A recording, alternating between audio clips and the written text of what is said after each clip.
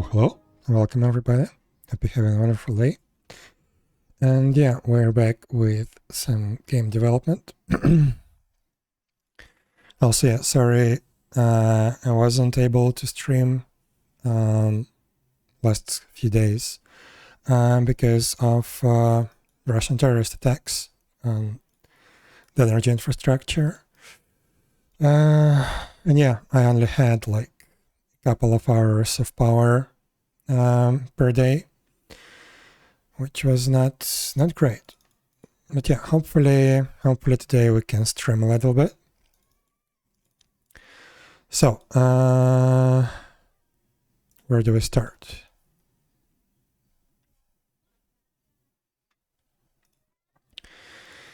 So, yeah, one thing that I wanted to do, like I still need to make a few adjustments for the previous patch, a few improvements and bug fixes.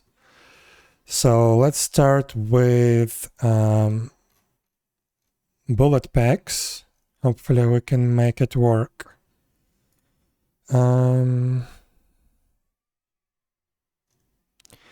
we already had some stuff similar to that.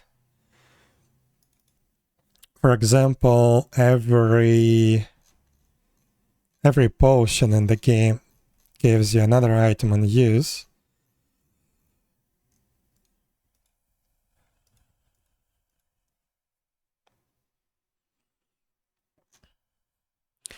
But we probably need to improve that a little bit. So let's first find the potions and see how they work. Because I don't remember.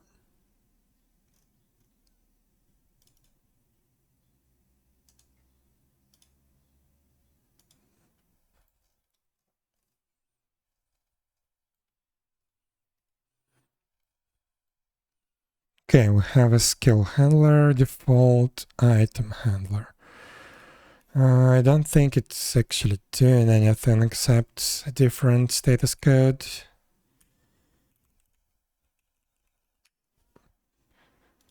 Yeah, effect kind, item used, and cooldown reduction is set to 0. Okay, yeah, that means that it's doing the status effects.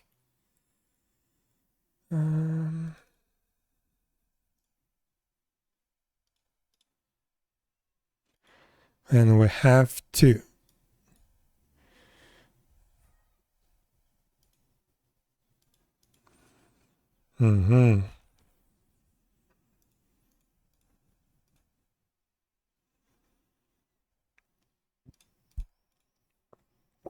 Okay, so it's permanent status effect with 0 duration, which means it just applies the status effect.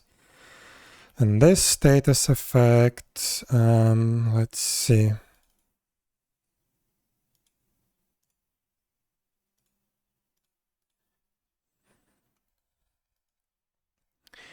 Try give item. And it just gives 1 item. So what we need instead, we need something like try give item stack, which will give a full stack of the item. Because right now it just gives quantity of 1. And probably we need to adjust it a little bit further so it fails when it cannot add an item. Actually, the skill needs to fail. Status effects cannot fail. So that can be a problem.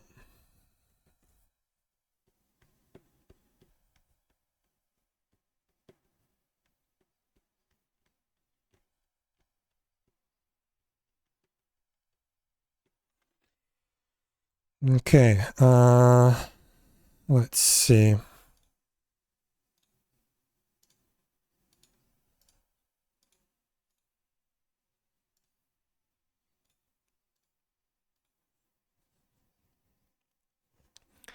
Hello, Black Beverage. How you doing? So, I'm not even sure how to implement this properly. Because we need the item to fail when you don't have enough space in the inventory. The skill to fail. And if we do this in the same way the potions do that, it's not gonna work. Because potions only try to give you items and they cannot fail. Like if you don't have enough space in the inventory for the empty bottle, it will just give nothing. So yeah, we need something different, I think.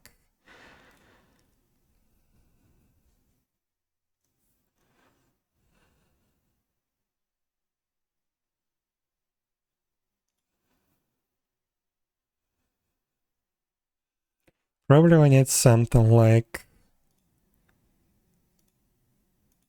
a separate skill handler, but the problem is, where do we set the item ID that we need to give? Maybe the quantity. Also, yeah, another thing that I still need to implement is like loot boxes that give you one of the items assigned to the loot box. I hope that I could do that later, but maybe this is a good idea to start implementing that and make the ammo packs work in that way. We will have just the ammo pack would be a loot box that always gives one specific item, specific quantity.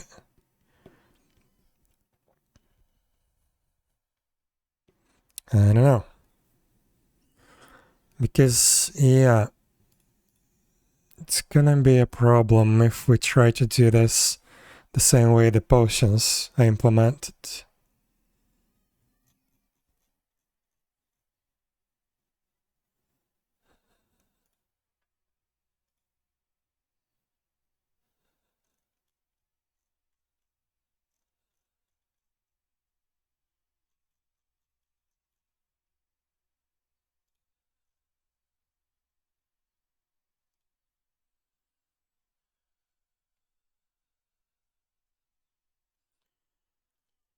What else can we do?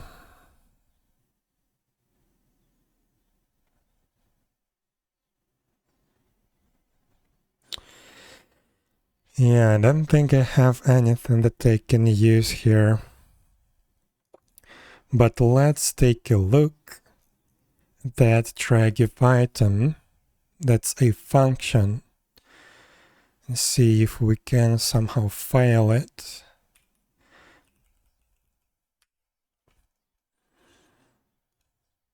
Well, there are exceptions, but yeah, those are like hard exceptions when it literally cannot function. We need to find something different.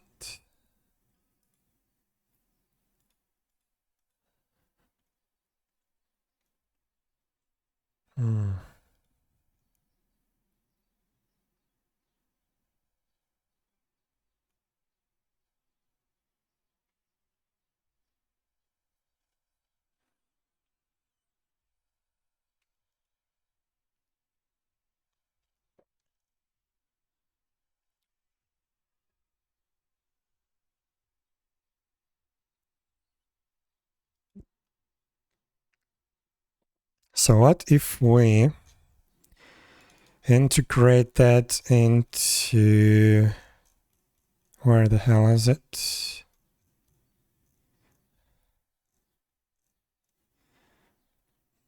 So this is where we apply those status effects that have 0 duration, which means they're permanent. So what if we return an exception here?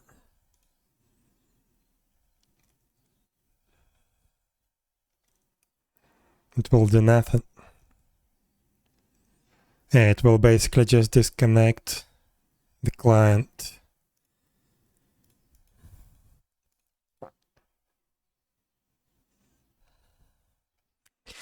Yeah, we probably need to create a separate skill handler. But then, where do we store the values for it? Because I don't want to hardcode the item IDs for every type of packs. So probably I'm gonna implement the actual like loot boxes logic, even though we're not gonna have any loot boxes for a long time. But probably it's gonna be a good idea.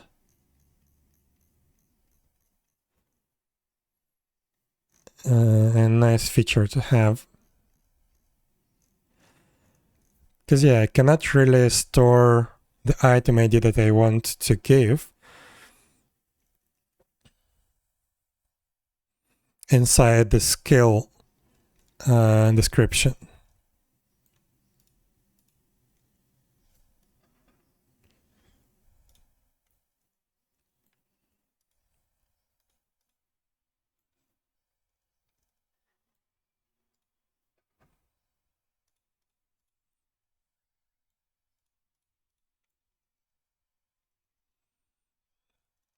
Yeah, there's nowhere I can store that. Okay. But then if we implement loot boxes, that would mean they need to bring in a lot of logic. But yeah, this is going to be a single skill handler. And then we can create a table, something like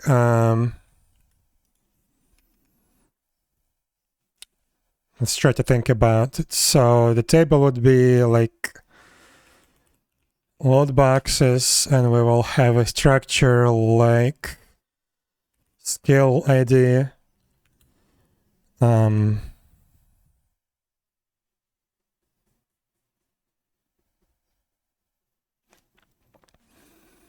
But for load boxes, we need probably two tables. One is the one that describes the loot box itself, because like maybe there will be a global information, like, I don't know, a key to open or something like that. And the other table would contain the list of items inside.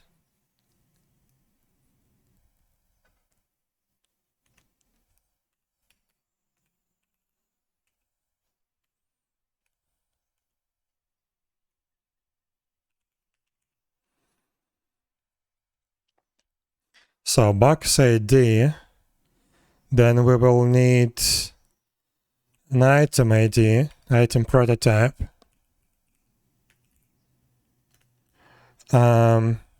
quantity,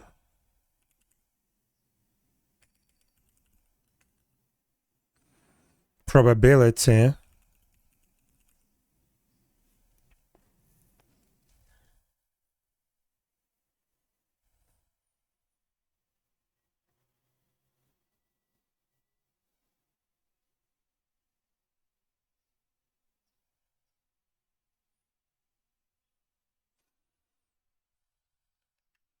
and the problem is it needs to give at least something.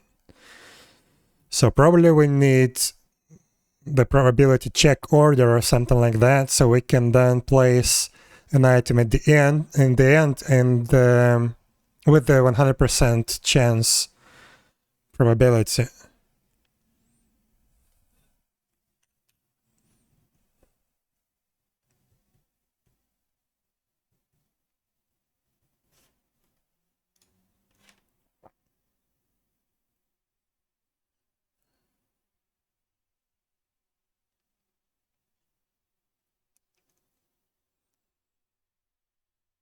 How else can we do this? Like, I don't really want to implement all of that logic, but probably I would have to.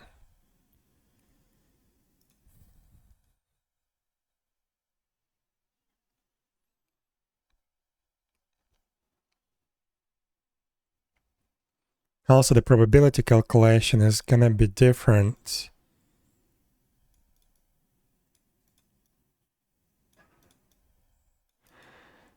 gonna be like probability weight or something.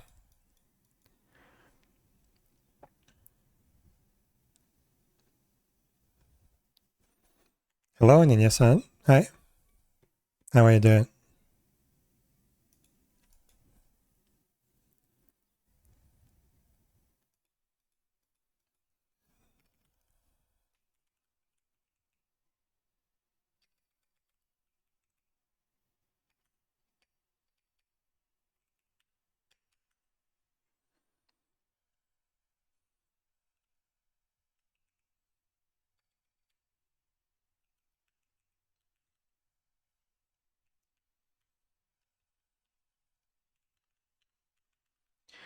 So we need to like box ID.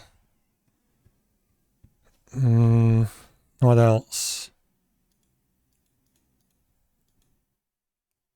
Maybe some kind of requirements. No, that should be on the skill level. We can do some requirements on the skill level, like your base level requirement or something, or a class that can open the box.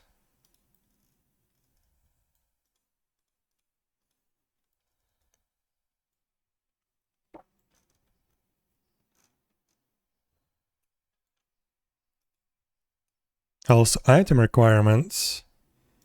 Huh. So maybe we don't need this table. We just add item requirements.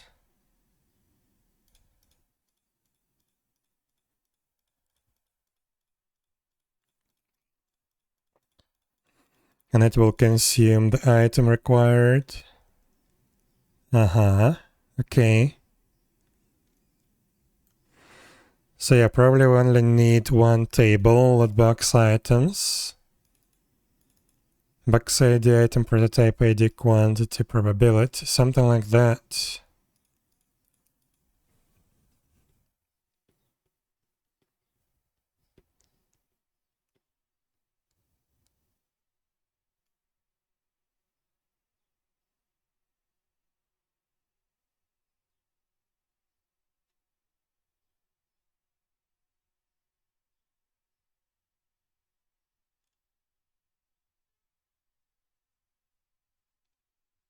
What's wrong with the game project? Or where are my... Oh, there are the skill handlers, okay.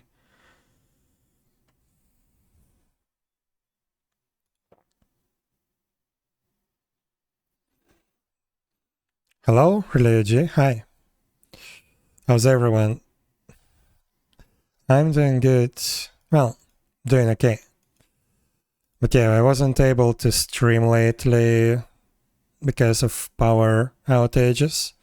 I had like a couple of hours per day. Hopefully it's gonna get better soon.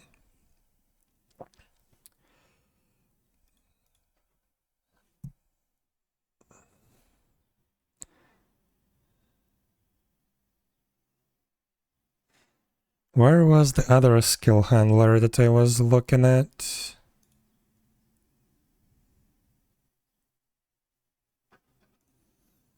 This one probably, yeah.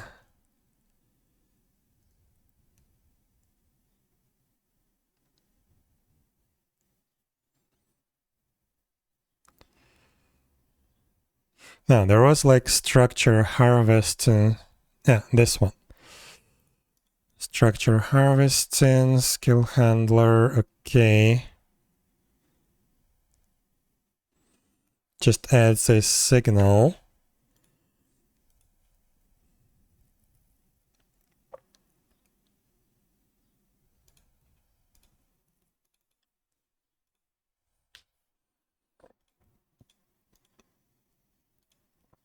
Loot collection. Oh, yeah. Alright, I remember how that works.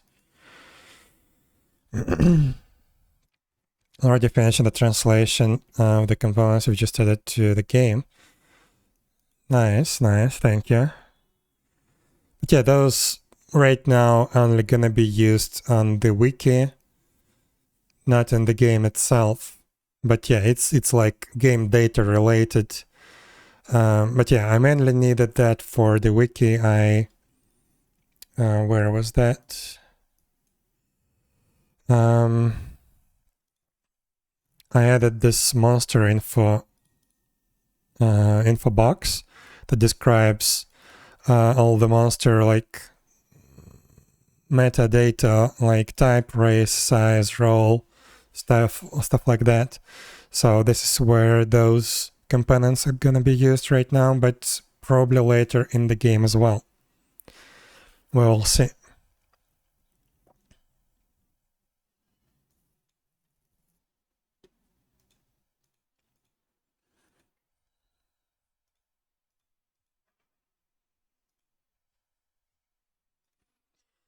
So how the hell am I supposed to do this?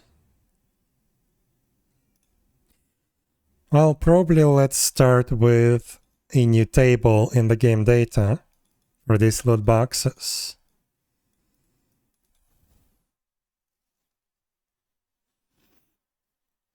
Very nice wiki. Yeah, I still need to finish it. But yeah, this is like... By the way, what's going on here? Okay, that was just window resizing. But yeah, this is like the main structure of the monster pages that I'm looking for. And yeah, trying to link everything together because I don't really like pages like this where stuff is just described as a plain text on the page with a bunch of like tables. I want it to be structured better and more automated. Speaking of the wiki, there are so many things to translate that you changed recently. Yeah, and I'm not finished yet. So yeah, I need to finish the monsters, also the NPCs. And yeah, like NPCs have trade information, items can have trade information. But yeah, most of this data comes directly from the game. So this is basically just 2 lines of code, trade info and then trade ID, and then link to the NPC. And the actual data of the trade comes directly from the game data.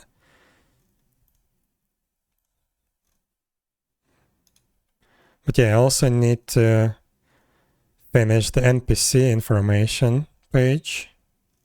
But yeah, this is like something how it's gonna look like, more or less. Also, I need to fix game data because all the NPCs right now are for some weird reason have race error. So I'm not sure how that happened, but it needs to be fixed. Also, why does this link appear to be smaller? Probably because of the color. I don't think it's actually smaller. Let's test. Yeah, that's just the color, making it appear smaller, at least for me. Maybe it's personal. But yeah, when it's blue, it looks a little bit smaller compared to the other text for some weird reason. But yeah, this is the goal that I'm aiming for. And I still need to do some more fixes. Working on these translations little by little, because these days have been complicated. Yeah, no problem. They couldn't go to work. I'm sick. Oh no. Hope you get better soon. Have a sore throat and conjunctivitis. Well, hope you get better soon. And yeah, take care. But yeah, I still need to finish the wiki, at least translate all this information that we have and the trade information that we have in the proper format. And then we can go from there and optimize it and fill it in.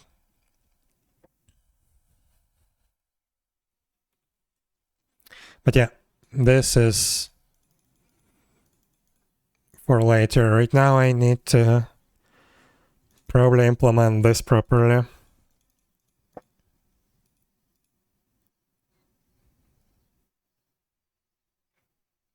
Also, can I take a look at...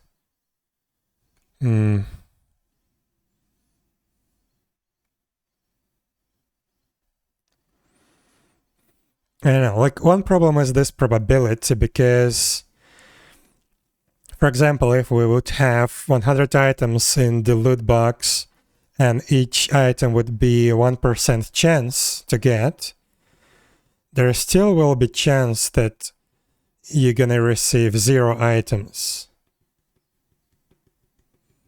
in the end. Because every entry is gonna be processed separately. So we need to come up with a way to process them all together.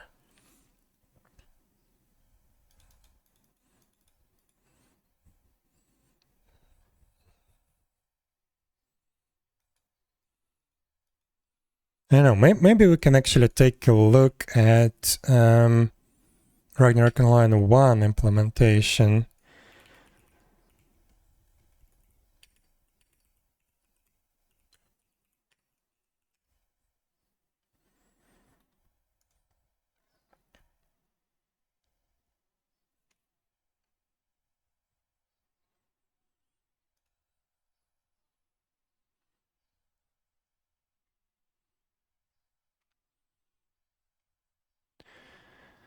And I don't remember where this thing is located.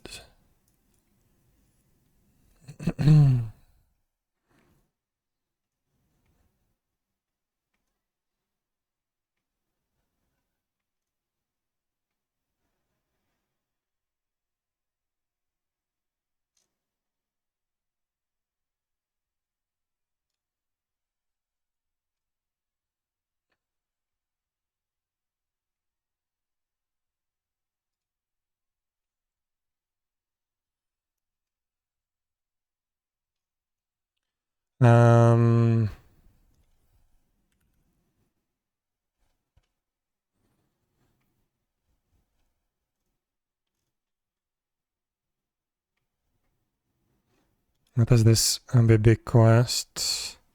No, that's just a quest. I want to try and find actual implementation of old blue box. There are many breed names that have no translations, keeping the same original English name. Yeah, okay, no problem. You can also take a look at the titles, because all those races are already in the titles. So if you take a look at character titles,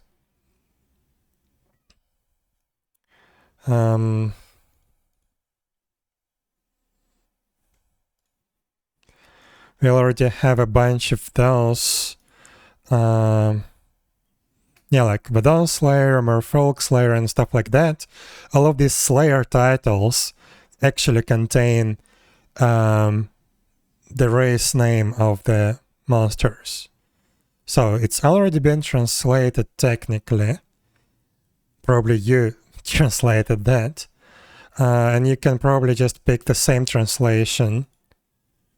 But yeah, technically, yeah, a lot of these races are art. And yeah, the names should be the same, because yeah, like this Porapora Slayer, for example, the race name is Porapora, so it's good to keep it consistent.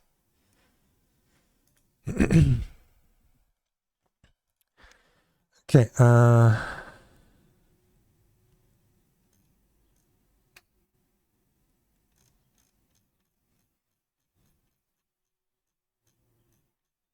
where do I find all blue? Probably that's in the script, in the item script.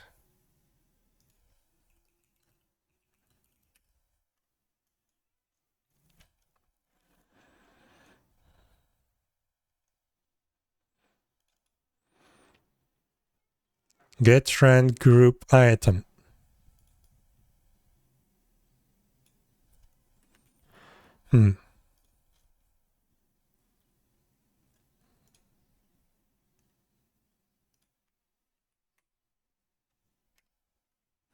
Yeah, I need to sign in to look in the code. 1 sec.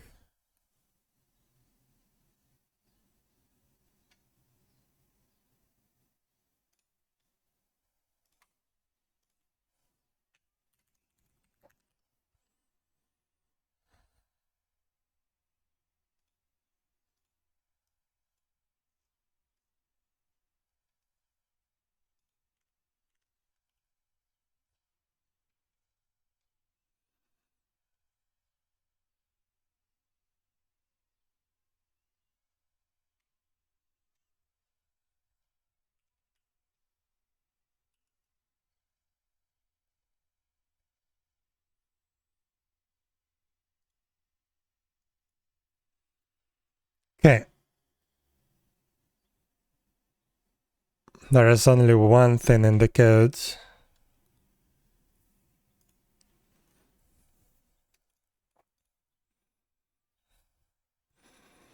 Item group DB.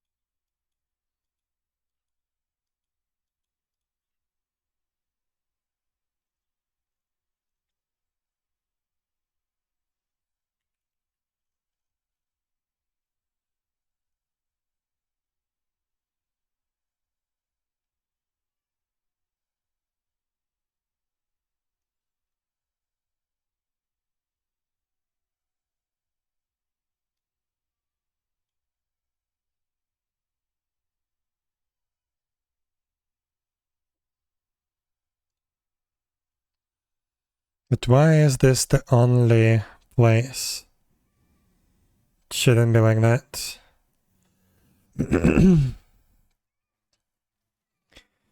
I'm translating the tool displays other components with the same word. Yeah. That's good. But it doesn't work always, especially if you have like a partial match.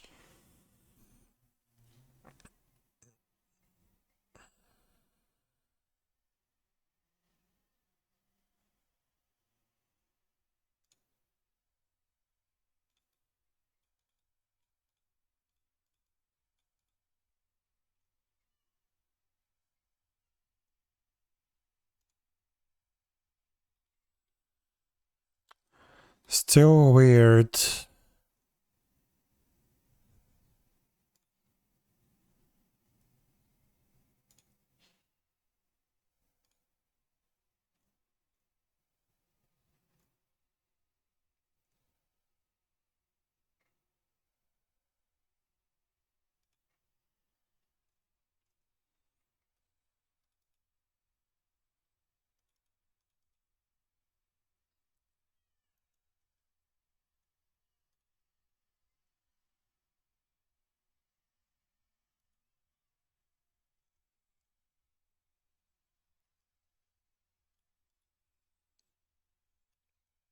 So how does this probability work?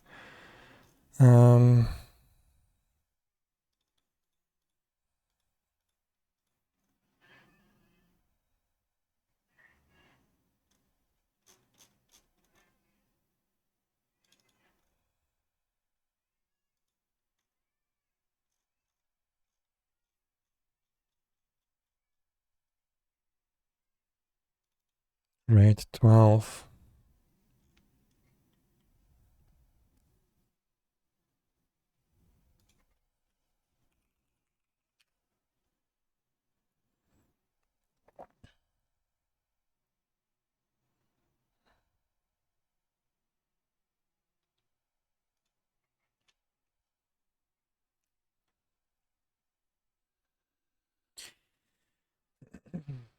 To see here my duration commitments. Yeah, thank you.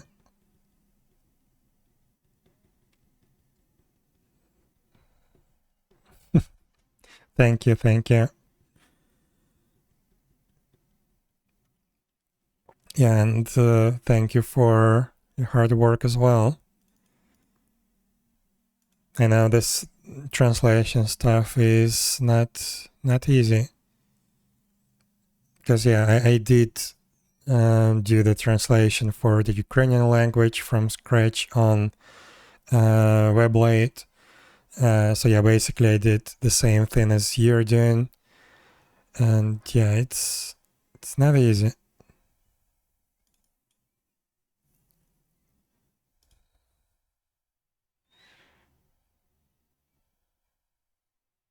Where is the implementation for this?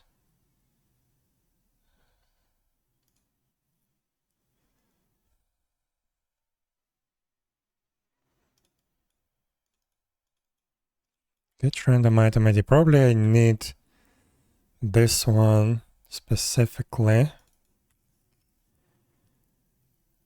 Here is the implementation.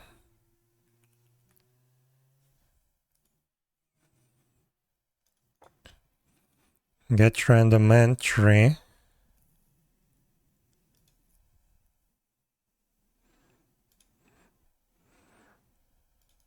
So get item group random empty.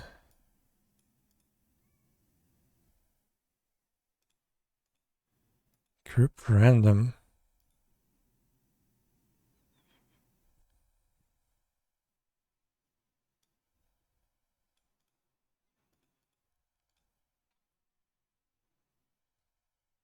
Weird. More fun bug fixing. Right now I'm actually trying to implement a feature. But yeah, hello, we don't talk about.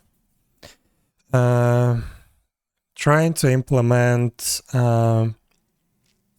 ammo packs. And probably I'm gonna implement them as some kind of loot boxes. At least in the same logic. Even though it's gonna give just one specific item. Because I still will need this logic in the future. And yeah, it's very similar to what I'm trying to achieve. R1 hetero quivers. Yes.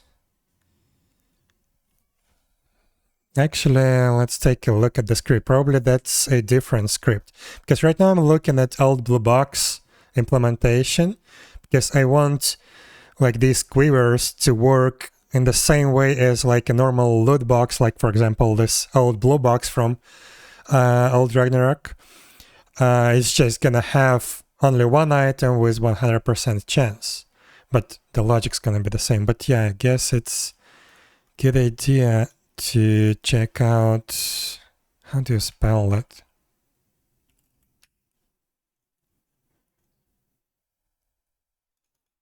Get item. Yeah, that's another problem. Ragnarok Online 1 worked in a completely different way. Each item had a script and you could basically invoke anything from the item itself. We don't have that. Our active items that you can like use or activate actually trigger a skill. Then a skill can have either a custom code, a skill handler, or it can execute a status effect, which also can execute a code. But yeah, basically we have the potions, like every potion gives you an empty item. So we already have some implementation that can give you an item. The problem is this one is not reliable. So for example, if you don't have enough space in the inventory for an empty bottle, it will still execute the potion. It will just not give you the empty bottle for it. But for these quivers and packs of bullets, whatever, I need to double check that the user has a space in the inventory, and I want it to be like guaranteed without any way of failing that. Also, yeah, in Ragnarok Long 1, you didn't have a limited inventory. It was only limited by the weight. But in our implementation, we also have limited amount of slots in the inventory. Anyway, yeah, this one is completely different to the actual old blue box script. Because yeah, this one has get random group item, and this is the item group, and this subgroup, I assume, or no, probably it's just some kind of argument that we don't need. But yeah, I'm trying to... No, that's not the amount, I believe. Because...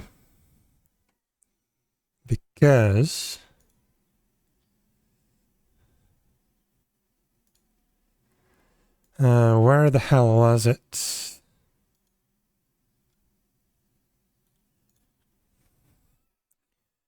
And B... renewal...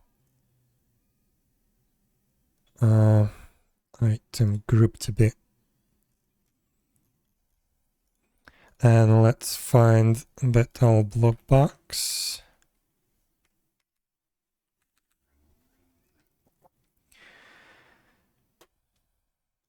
Huh. Maybe it is actually a quantity. No, we have a separate amount, which is 1 by default. I think it's just the argument for the script. And in this case, I don't think it matters.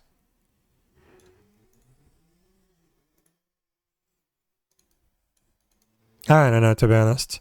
But what I'm trying to find is the actual implementation. How does it pick a random item from the group with the rate?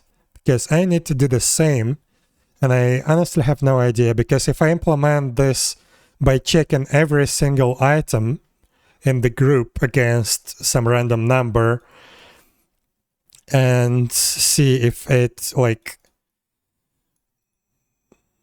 successfully like within the probability range or not, it still will have a chance to return nothing.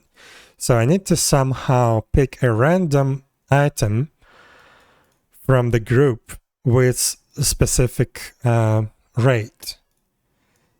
And this should be relative. So some items can have like higher rate than the other ones, but it's not the chance, it's just a relative value that describes how more likely it is to be picked compared to the other items.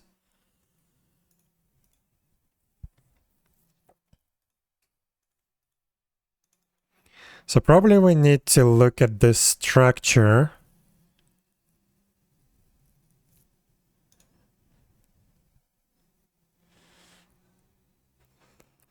Can you show me the Raven race? Can I? One sec.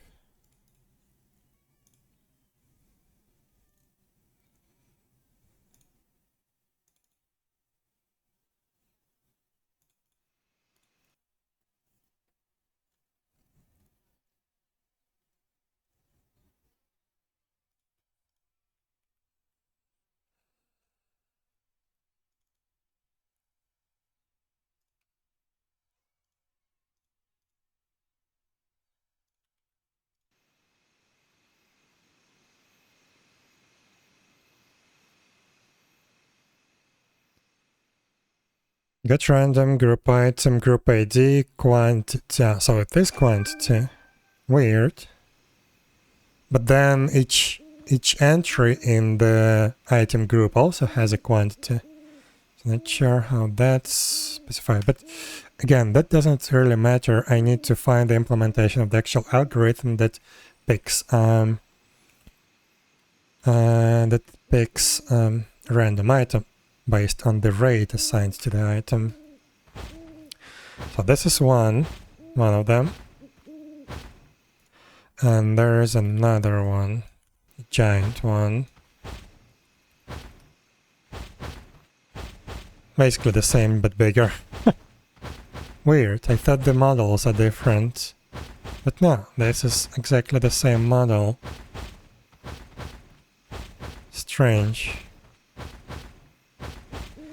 But yeah, it's these guys.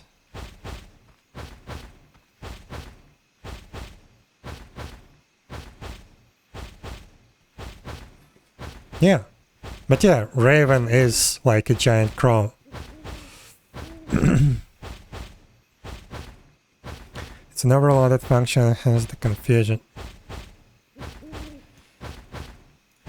Still, like, I don't really need the actual function. I need this random thing.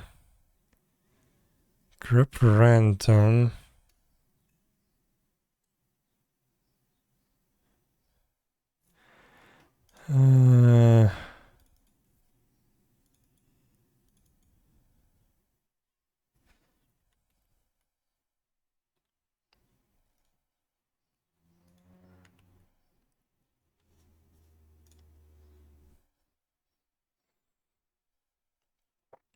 Okay, that's the struct.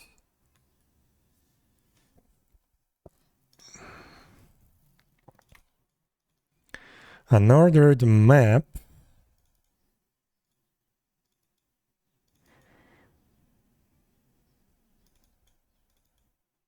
Group ID random. I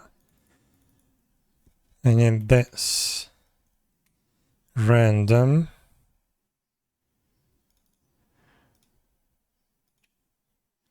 Get random item subgroup. Item group entry. Wait, this is weird. Okay, so random is just the container of groups. And then we have a subgroup. Raven has no translation.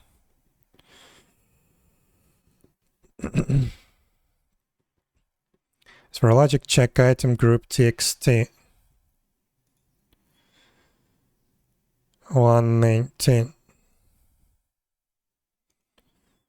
Well, yeah.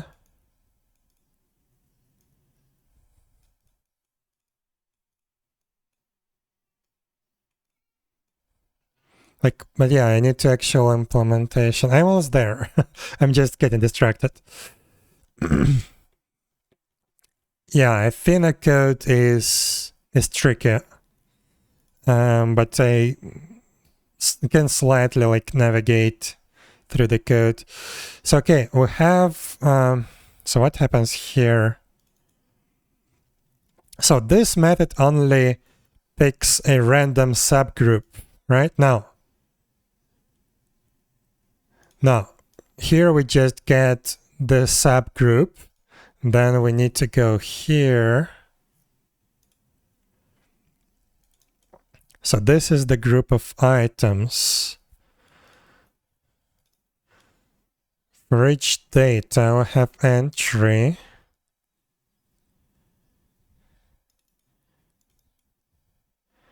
UMap random.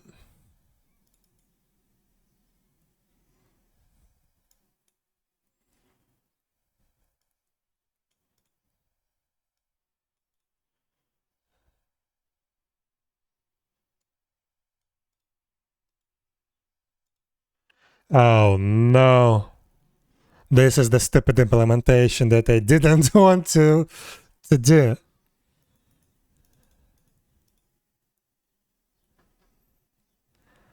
So correct me if I'm wrong, but this looks like, at least to me, maybe I'm wrong at the moment, it actually goes through every item in the group, gets the entry, then checks the rate, and yeah, it just calculates the chance of the rate between 0 and the total rate number, so sum of all the rates, I guess.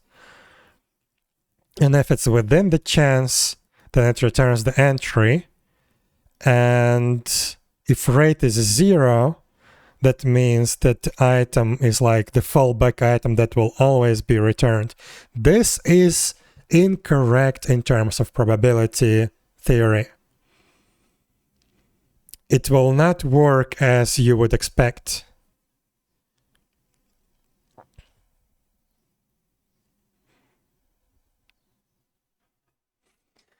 Crap. What is this, your random item? Your random data. Where the hell is implementation?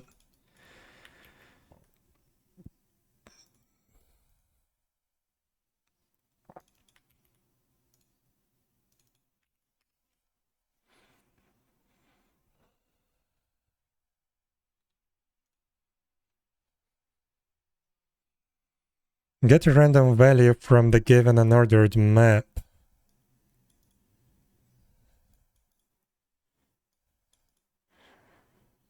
Yeah, it's just completely random number. Completely random item. It'd be better off looking at the actual source of arrow 1 if you have a copy of the repo. No, actually I don't. You mean the Aegis server, right? No, I've never seen that one. I only had, like, compiled binaries of that server back in the day. I've never seen the source code. But anyway, this is not what I'm looking for. This is what I had in mind as a very stupid implementation. But I didn't want to go this way. Because yeah, it's incorrect in terms of probability theory, or how is it called? Because it doesn't actually pick an item from the collection with the specified rate. It just runs over all the items and tries to like calculate a chance of that item to appear, and it just returns the first item that triggered this chance, and it falls back to an item with 0 rate. So let me take a look. Where is the database, the actual database? Here. So do we have rate 0? Oh no. Well, probably just the rate entry is missing there. The only benefit to Athena is it's slightly faster and more optimized, but most of the code is very roughly put together. Lots of stuff works close enough. Yeah, I know. And the team moves on to the next thing. I think even Herc is doing better in terms of trying to be one-to-one. Well, yeah, I understand that. I tried to work with this back when it was Athena, like before the transition. And yeah, I know all the problems that come with these emulators. It's just I'm trying to find an inspiration, or at least in this case, something that I can maybe reuse in terms of like an algorithm that could be used, because I don't have one in mind.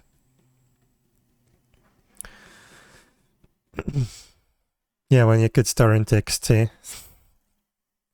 I remember that. So I don't actually see any entries with a rate 0, but that's probably because when rate is 0, the line would be missing, right?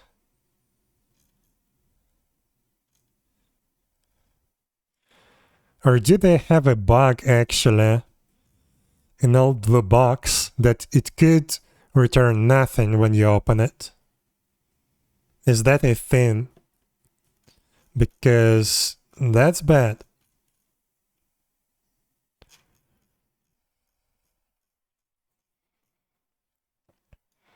Okay, I don't see any fallback. Oops. I need to remove the go back button from my scroll wheel on the mouse.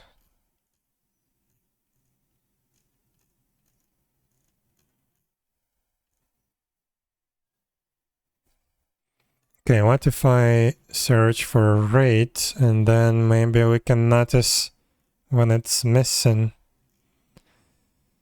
Blue box.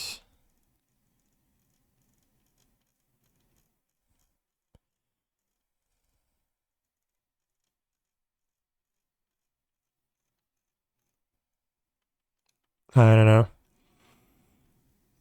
Yeah, rate is default to 0, so probably it is gonna be missing when it needs to be 0.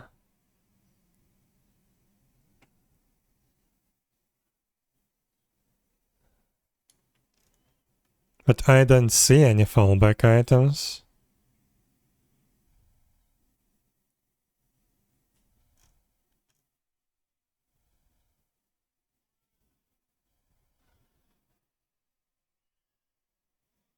Like here, for example, if you open this box, it should return one of these 3 boxes. But what if you didn't?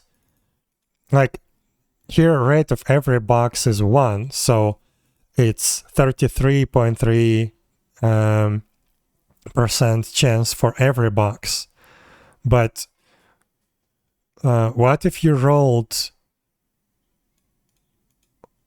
less than that chance 3 times when you open the box? It will return nothing.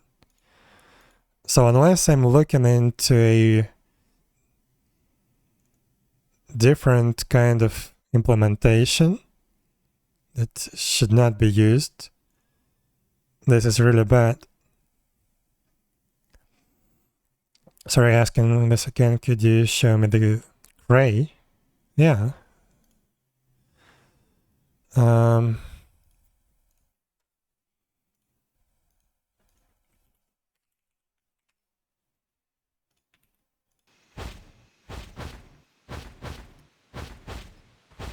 It's these guys.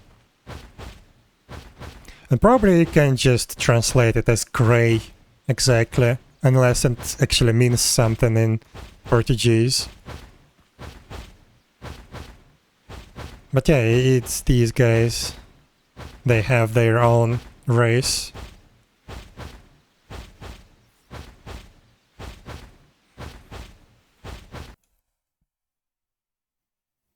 What is that? Never seen those. Those are in... Well, they were in 𝙽𝙴𝚁𝙸𝚂 in the original game. Hello, 𝙽𝙴𝚁𝙸𝚂. Sorry if I butchered your name. I have no idea how to pronounce that. But yeah, hi.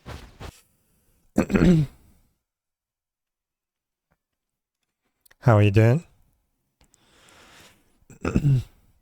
Is MMO your favorite genre? Yeah, probably, but I don't play a lot of MMOs lately, so I don't know. But yeah, once it was my favorite kind of games indeed. Another structure from development, but what is the plan to rig bow animation to the Norman race. I have a few ideas. So where do I even start with this? Like many years ago, one of the team members actually did a rig for Normans, but it's very incomplete, it's very buggy, so probably I'm not going to be able to use it. Also, it's designed for 3D Studio Max, which I'm not using anymore. Probably I won't even have like a license anymore. Does Eller have the animation logic? I mean, for both? No, they don't. But yeah, there was like a prototype of a rig, but I don't think I will be able to use that. And there is another prototype animation that we already have. I'm gonna show you in a moment. Which MMOs did you play? Well, a lot of them. Probably my first MMO was Ragnarok Online 1, but I did play like basically almost all the popular ones, like WoW. Oh my god, I'm not gonna remember everything. Final Fantasy 14, Guild Wars 2. I don't know, a lot of them. Like almost every popular MMO.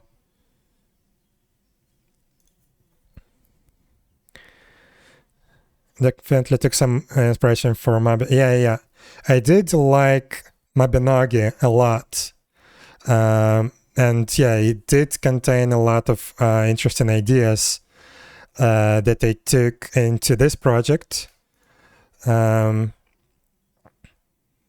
And another one that I really like, and I really actually want to play for some reason lately, is Rizom, an old, obscure French MMORPG. It also has a lot of nice ideas that you don't see in any other MMORPGs.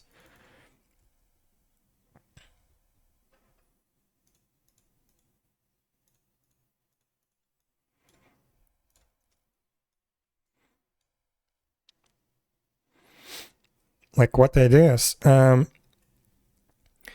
Like if we speak about Rizom in particular, they have a very nice skill building system. Like you don't learn skills themselves. Like I don't know, like Fireball, for example, you don't learn the Fireball itself. You learn skill stanzas, which are like building part of a skill.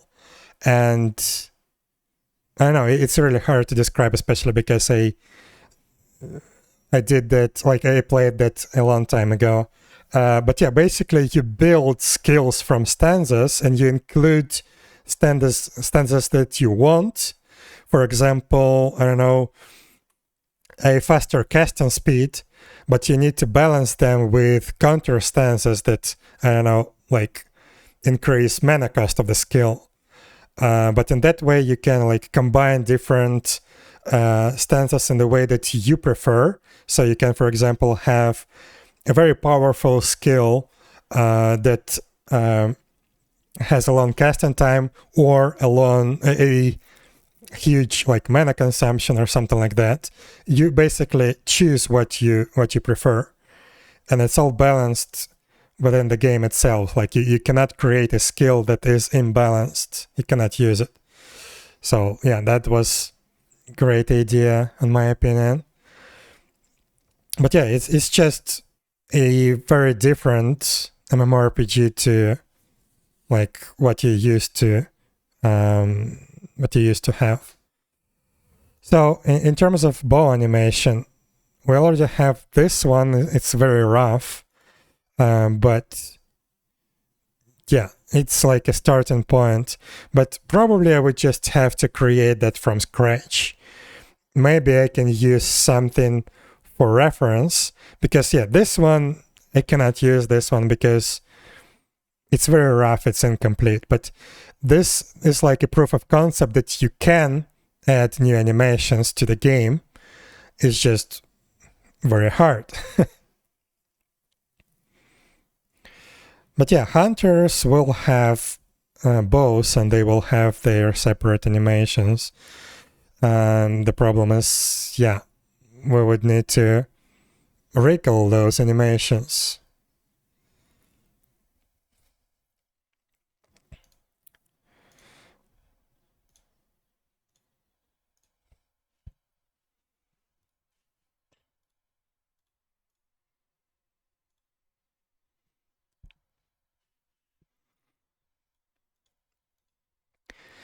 Also, if we talk about Mabinogi and ideas in that game, I already like implemented one of that kind of idea that I took inspiration from Mabinogi. It's the skill training. So every skill has certain ways to train it until the next level. So for example, for dagger mastery, like yeah, you have certain training methods, and each training method, when triggered, so for example, if I land a hit with a dagger on a powerful enemy, which means the one a few levels above you, it will give me plus 1% to the skill experience, and you can only do that 30 times. I already did that 17 times. And yeah, once you fill in the experience bar of the skill, only then you can upgrade it.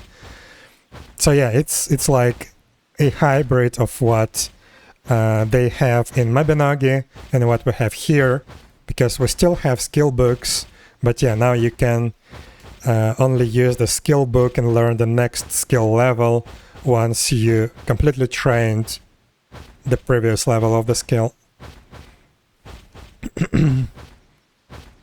But yeah, probably Mabinogi and Rhizome are the two MMORPGs that full of nice ideas that you don't see usually in the games. You drank? Yeah, one sec.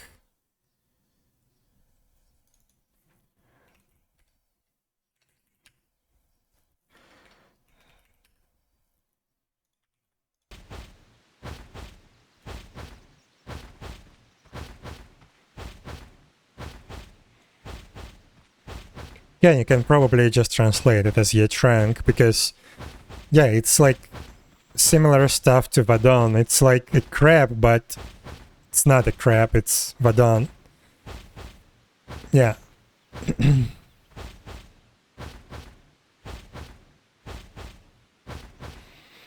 So for a random item implementation, you might be better off doing your own implementation. Yeah. But I don't want to. I don't have any ideas right now for the algorithm in my head. But yeah, probably I need to think about it a little bit. Well, it's interesting to hear mechanics of obscure games. Yeah. Yeah, like a lot of not very popular games have some mechanics that you just, I don't know, never seen in other games because they are not, I don't know, what people are used to see. But yeah, playing different games is a great source of inspiration.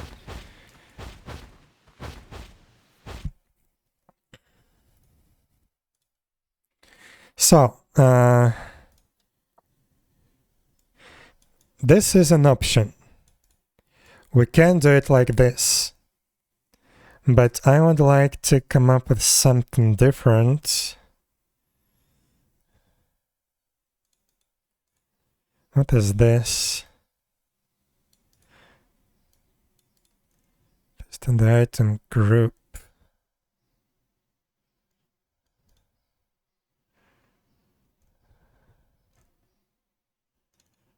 Stackable cards. No.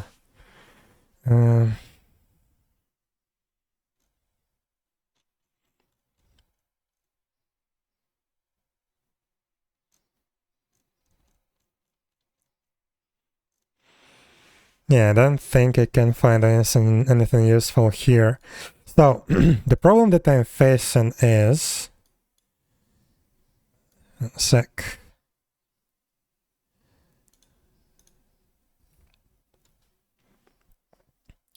So the problem that I'm facing is we have, like, let's say,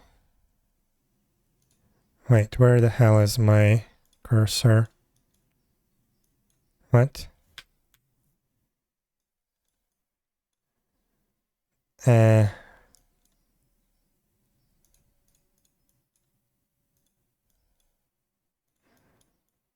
What's wrong with my paint?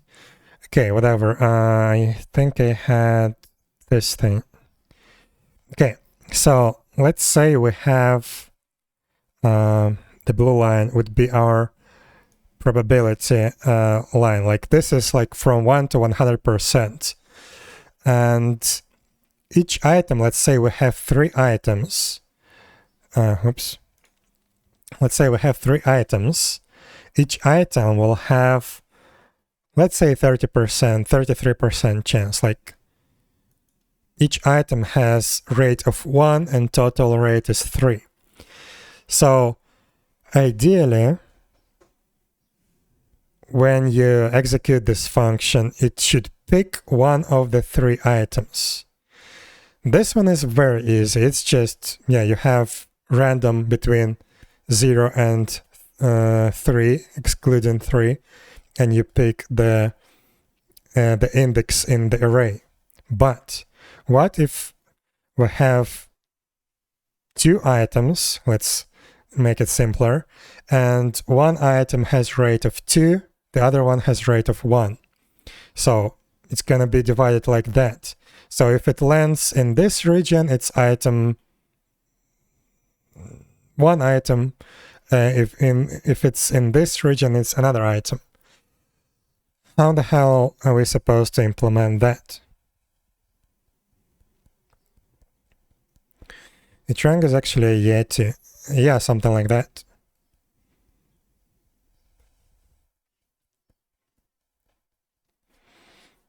Assign ways to each drop chance. Yeah. Like, let's say we already have the weight, but the problem is I need to take this weight into account when I'm picking an item from the collection. And it should be guaranteed that one item will always be picked. Are there different sizes? Not at the moment. But probably in the future there will be. I don't know. But yeah, each item has a weight to it, certain rate.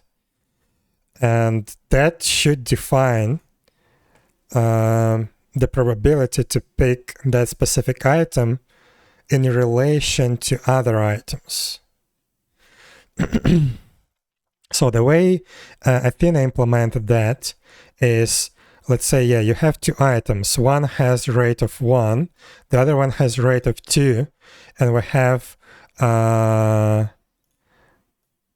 3 in total.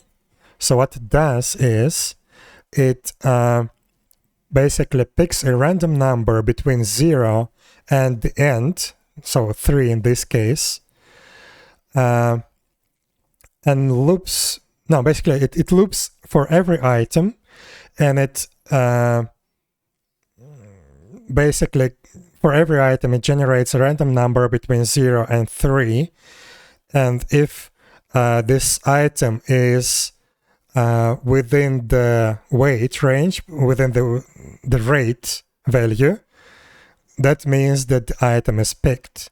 The problem is, theoretically, you could loop over both of these items, and both times the probability will be less than the probability needed for the item, and you would end up with nothing.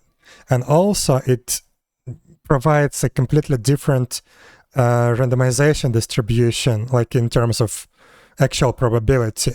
you will not have, like if you have 100 items with a rate of 1, if you loop over them like that and you try to calculate a random number, it will not have equal chances to drop these items. The items that are above, like the ones that you loop first, will have a higher chance than the ones below. So the implementation that we have in Athena is completely incorrect, because if it's actually like that, if it's actually the case that I see right now in the code here, where was it?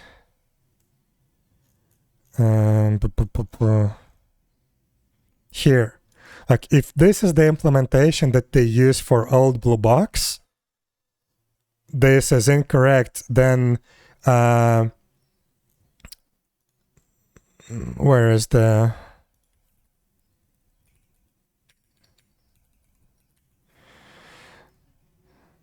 Like, if we go back to the cards, where are the cards? Oh no, old blue box doesn't give cards, it's card album, right? Card album. So here we have a bunch of cards, each has its own rate. And yeah, they do have higher rates for some cards and lower rates for other cards. But still, if we even consider that each card has the same rate, the ones that are above, that defined first, will have higher chance to drop. So yeah, I don't know, I need to...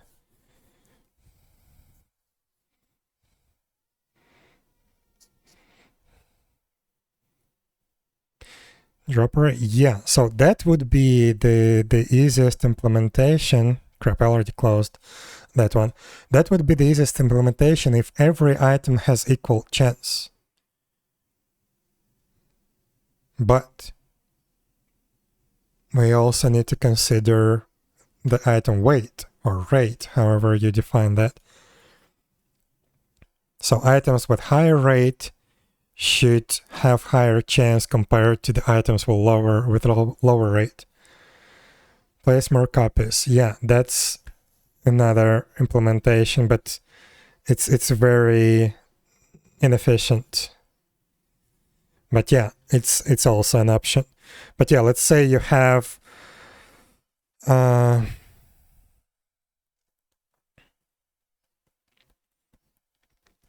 well, maybe it will be fine in terms of efficiency. It's just, let's say you have a loot box with like one item that has 90% chance to drop and the other one has 10% chance to drop.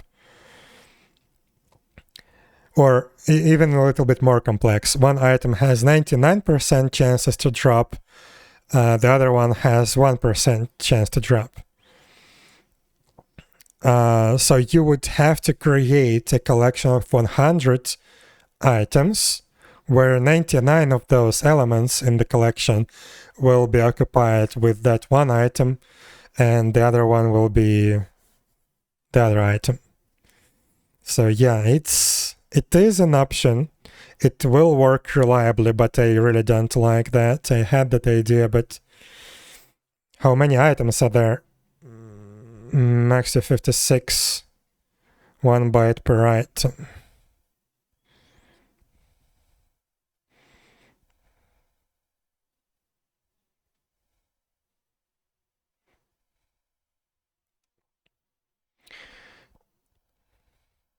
Yeah, array lookup is, yeah, maybe you're right actually. Array lookup is basically free.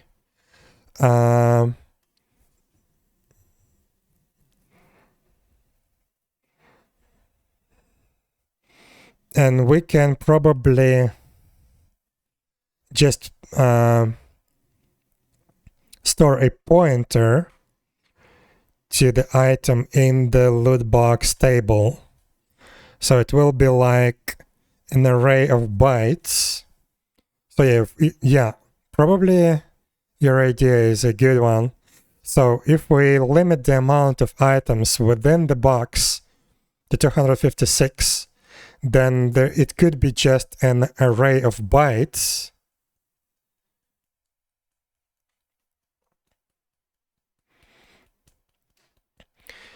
And each element of the array would point to the specific ID, to the specific index of the item in the loot table.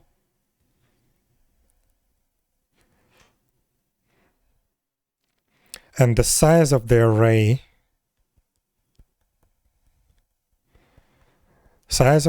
should be the sum of all the rates that are defined in the loot table.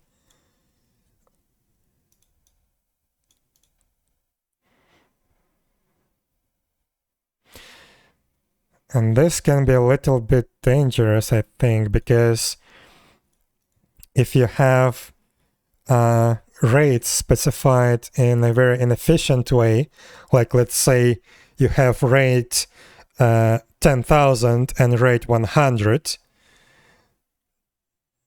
you would have like 10,100 items in the array, but you could just divide both of those numbers by 100, and that would be more efficient. But I think it's fine. It's not like users would define those rates. It will be me or another game designer. So you just have to keep that in mind, that the smaller rate values are better.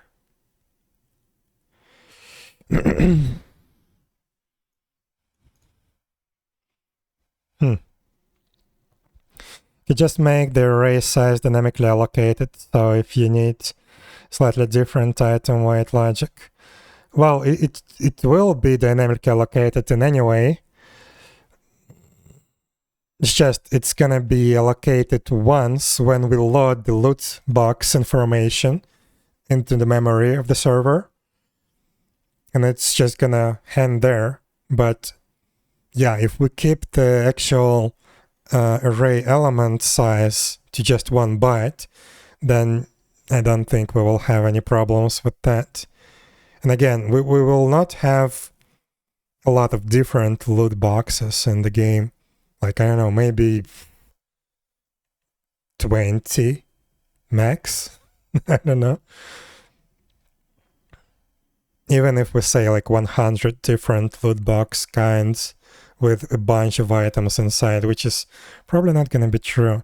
So yeah, probably like creating this array of bytes, of pointers, and use it to pick the random value from it would be the best approach. It will actually produce correct probability chances, unlike this implementation. But yeah, the drawback would be that we will have to keep that array in memory. But I think it's a minor thing. Especially compared to, for example, the nav meshes that we keep in memory.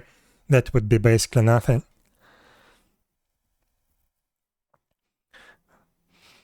Or like an actual old blue box for fun. Maybe. So, okay, I think this is gonna be good. So let's start with the implementation.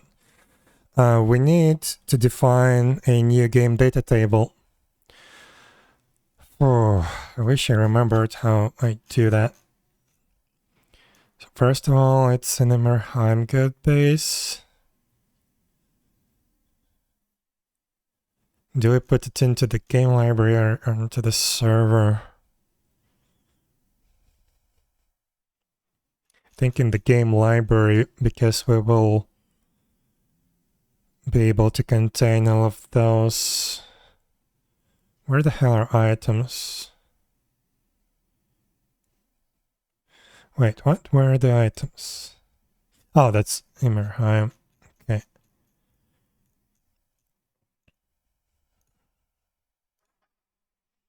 Yeah, items. Okay.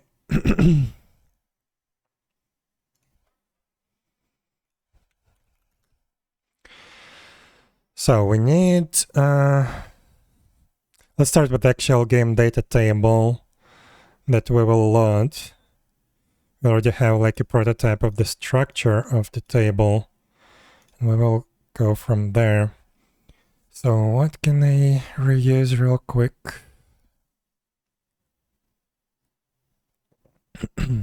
Anything simple would be good enough. But actually no. I need the item prototype table as a dependency. So this is gonna be loot box table.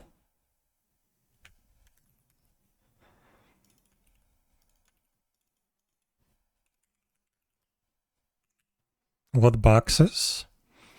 It will have dependency on item prototypes.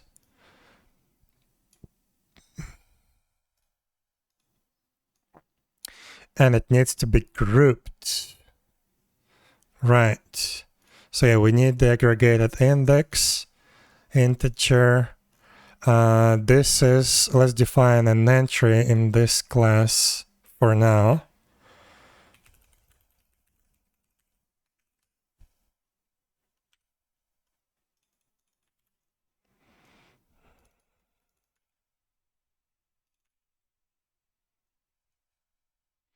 So we have item prototype table.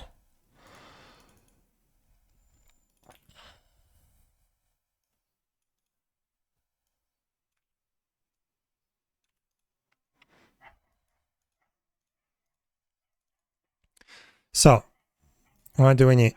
We don't need the ID itself. It's just gonna be the surrogate index or the database. So we need the box ID, or should we just name it skill ID because it's gonna be used from a skill. Let's do group ID actually. So group ID,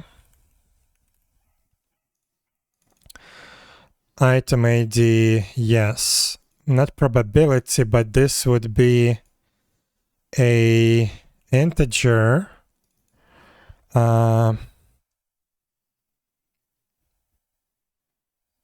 Rate or what was the other name that they had in mind? Weight. Let's do rate. Not to confuse with actual item weight.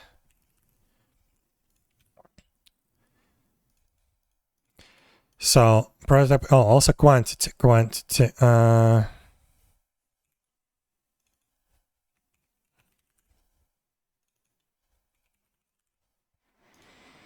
So group ID, item ID, quantity, rate.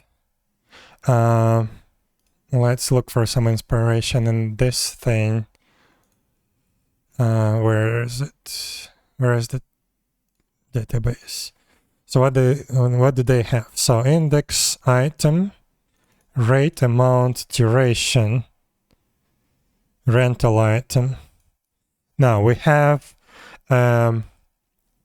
a default, what's it called?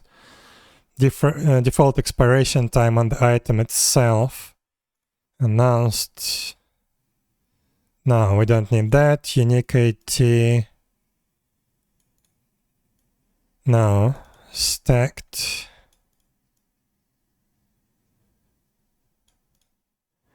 Named. Bound.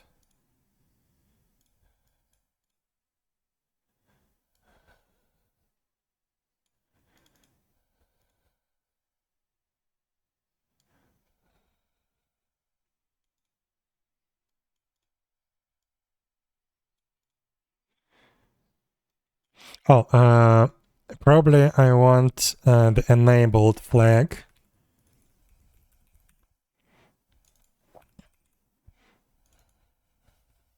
And this is gonna be, oh crap.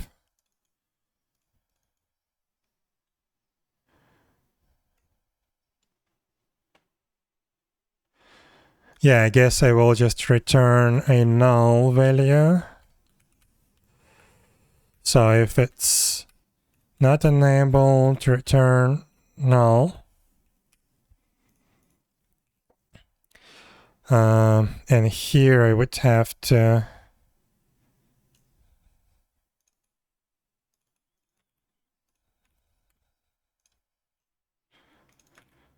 entry items. We'll come back to that later, but wait, items where item is not equal null.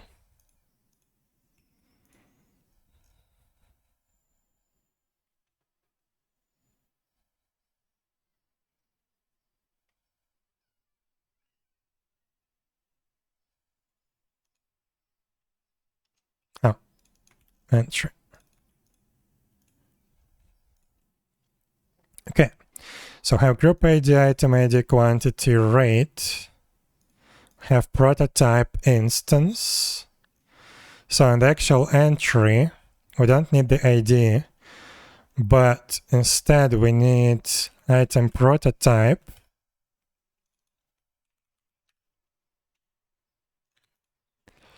We need quantity.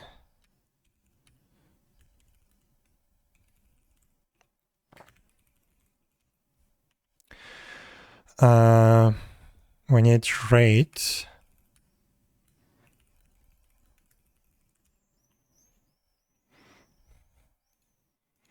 And we need group ID.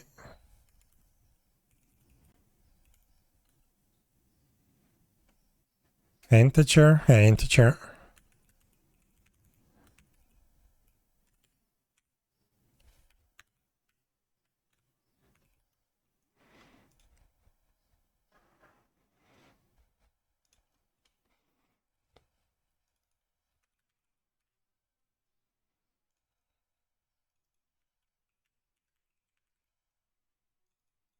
And this is going to be aggregated by group ID.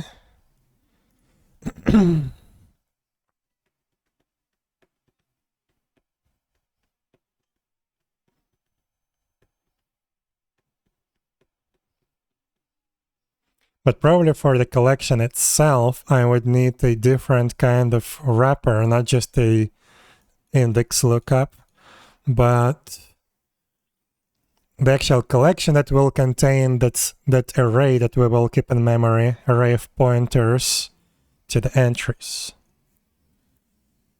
Right.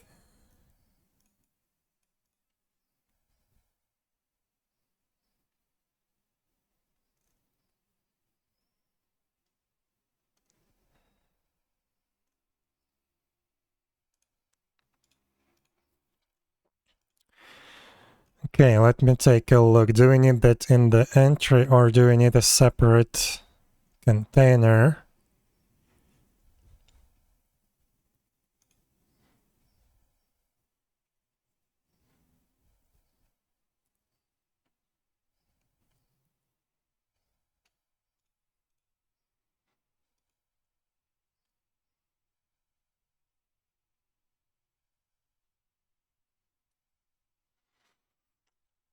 I finished.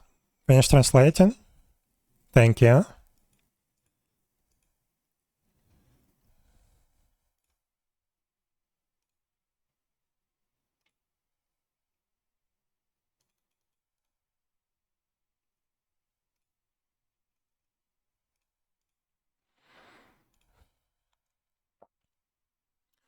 You could make any game, what would you make? Like no limits whatsoever. I actually have a lot of different ideas for different games, but I don't have time and resources to do that. But yeah, I would love to create an MMORPG, a good one like the fully fledged MMORPG. But if we're talking like the big scale MMORPG that would take like multi-billion corporation to do that. So here I'm a little bit limited, but I'm still working on MMORPG because I'm crazy. But yeah, I also have other ideas that I would probably try in the future. Big scale, like content of players. Yeah, like something like Final Fantasy XIV scale. I mean, the amount of functionality, amount of content, scale of players that can play simultaneously. Because this MMORPG that I'm working on is much more humble. What ideas? Like I have an idea for a how do you call it? A horror game. Like for some reason, this is a genre that very appealing to me. At least I have a lot of like different ideas for that. Because yeah, I don't know. My brain likes mystery, likes supernatural stuff and stuff like that. So yeah, maybe sometime in the future, not MMORPG. I'm talking about a single player game. But yeah, maybe in the future I will like try and create one and implement all those ideas that I have in mind.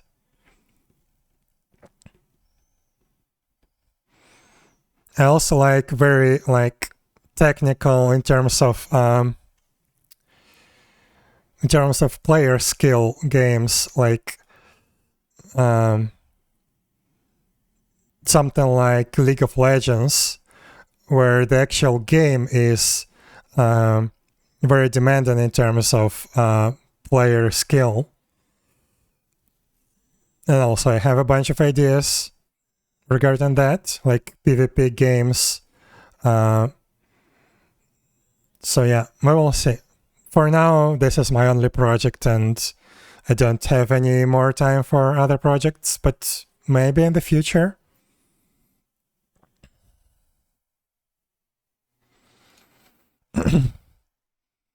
How would you improve League of Legends? Well, I think on its own, it's pretty much what it needs to be. I don't think you need to improve that. It's just... The problem, I think, is in the players, not in the game itself. And it's just so much to the game, like so many different aspects that it's really hard to, first of all, realize all of that in game in real time when you actually playing that and focusing on different stuff. And also the main problem is like communication and synergy between players. But that's technically solved somewhat on the professional level, like professional teams. I don't think you can do that in like normal solo queue play. But yeah, maybe you can actually improve that, but by making some kind of game mode that you rely only on yourself, like only single team member on each side or something like that, or make it more cooperative. I don't know. Or yeah, open world MMO League of Legends. They did have some project about that. Was that Runeterra?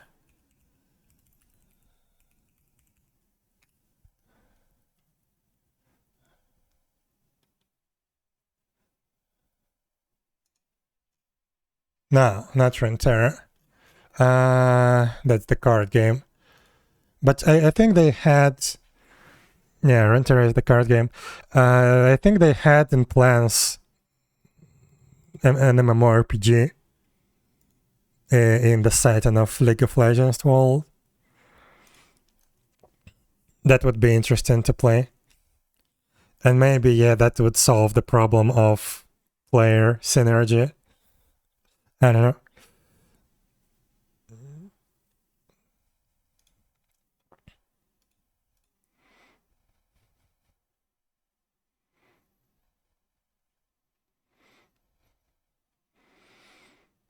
Well, with proximity voice chat. Oh no. No. That would be crazy.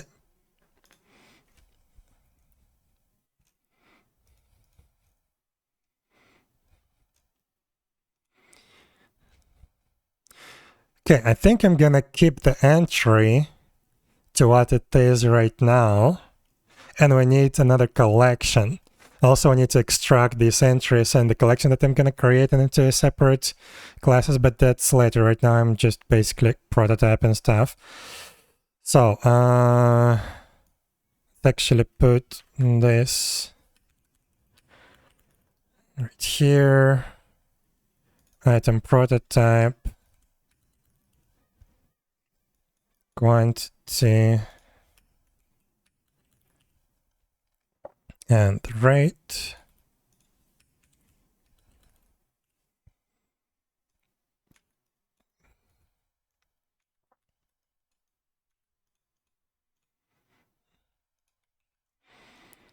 Right, and we need some kind of collection and your group. So, yeah, we would need a group ID.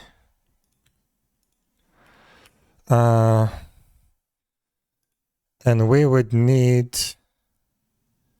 a collection of entries. And that would be just an array.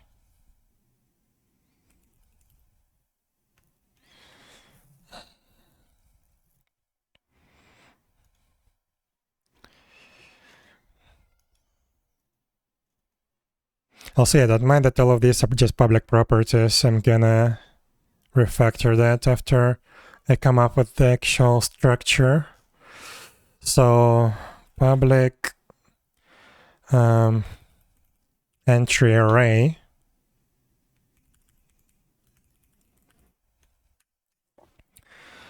And we need this pointer array. How do we call it? Like random distribution or rate distribution pointers. I don't know. So this is gonna be a byte array.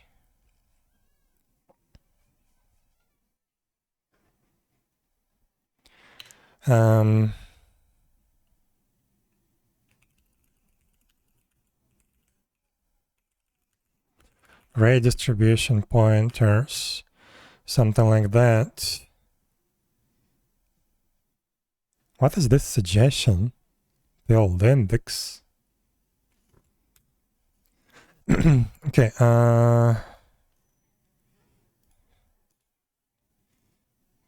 yeah, okay, I think I have an idea what I'm gonna do. So let's actually start implementing the actual classes that we're gonna use. So we would need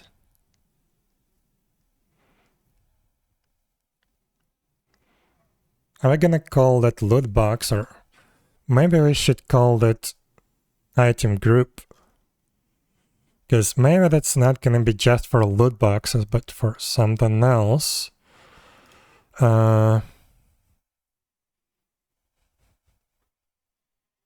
Yeah, let's call it item groups. So we need class item group or item prototype group.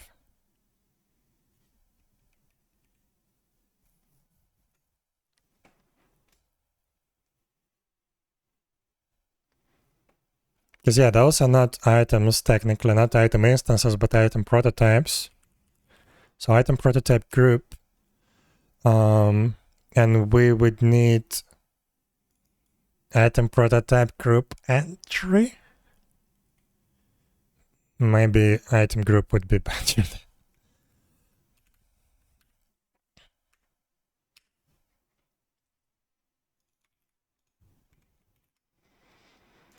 And we need item group entry. So, item group entry.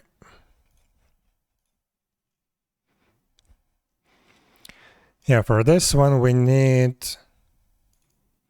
Do we need group ID and the entry level? Why not? So, group ID. We need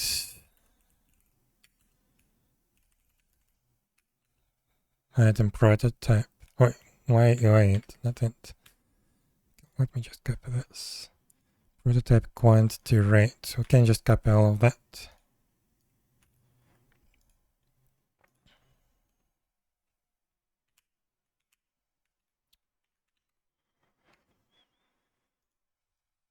Oops, I deleted the group ID.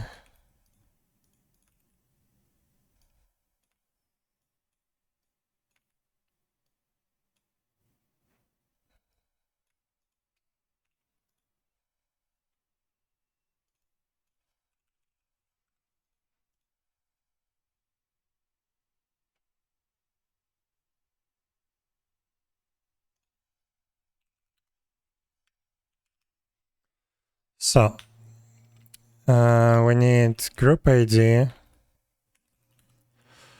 We need item prototype quantity rate. Yeah. Rate is gonna be 1 by default, and it should never be less than 1. So we need to implement a bunch of checks. But okay, in this group ID prototype quantity should be also greater than 0, and rate.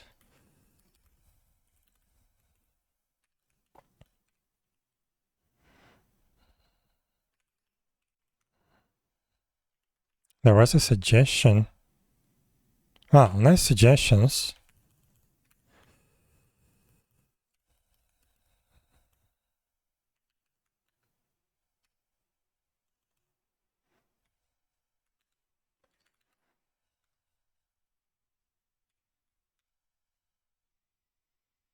So, we would need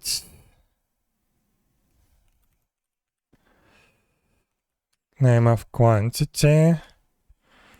We need rate.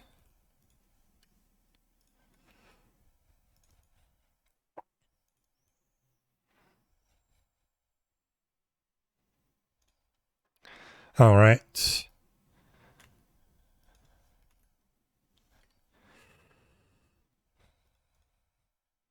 So something like this.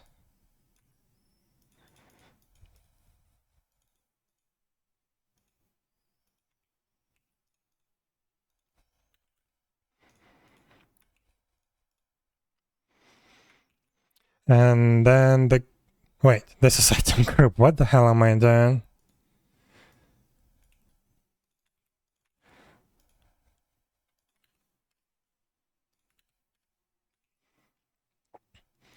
Okay, then the group needs the ID.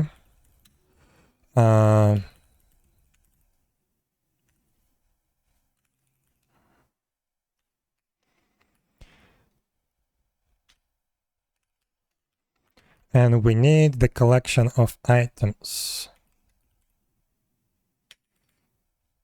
Actually, that should be a list.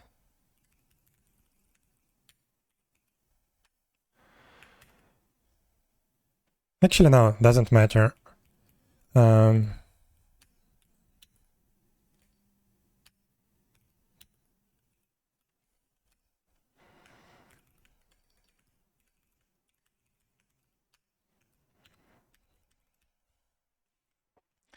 So we need the entries. And now we need to convert the entries to the list.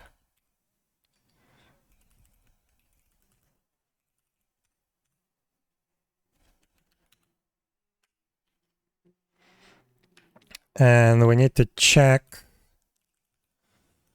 if count is within the limits. So we need, so max entry count, oops, max entry count is gonna be 256. Oh no, wait.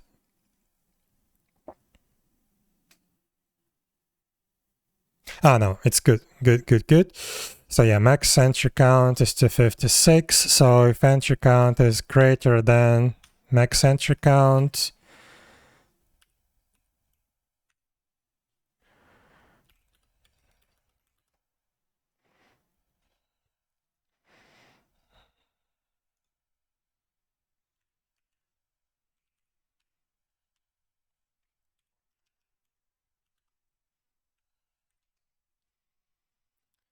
um,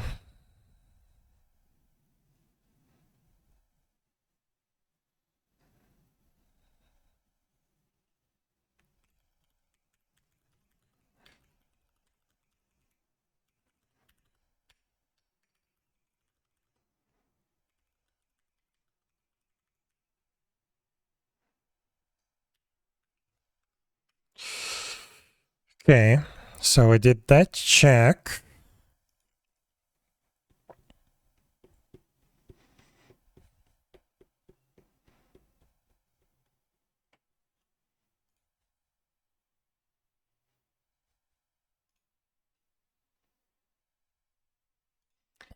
So we need a private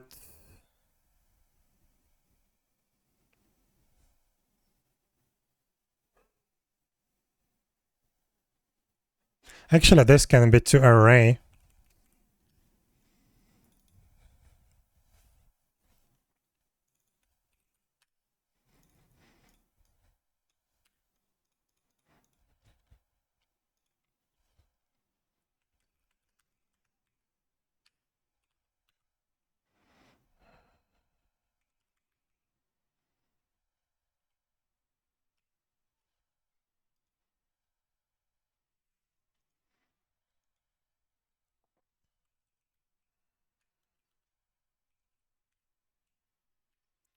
And we need to build that random distribution pointers array.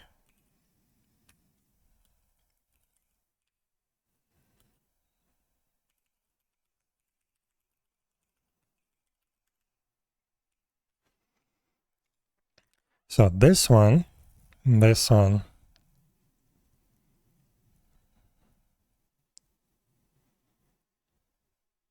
the size of this one should be the sum of all the rate values of every entry.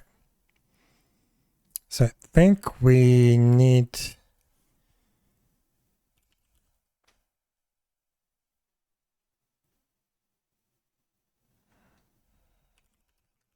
total rate equals 0 here.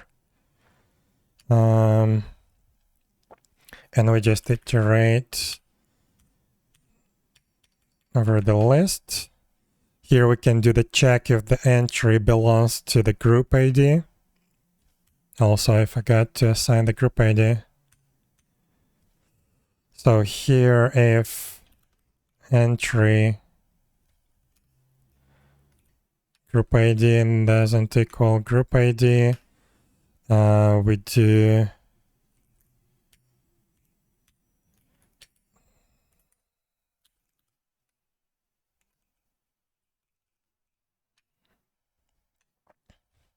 wait, did I do this correctly?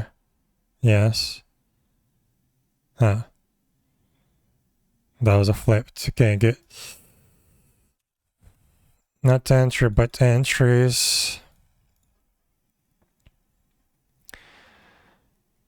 And also I need some kind of identifier. So maybe we will store the group entry ID just to make debugging easier.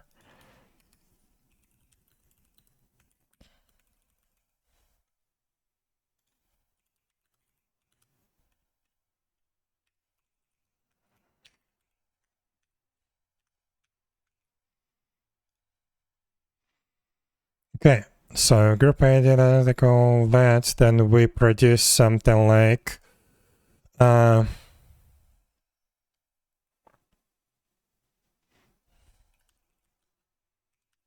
group entry number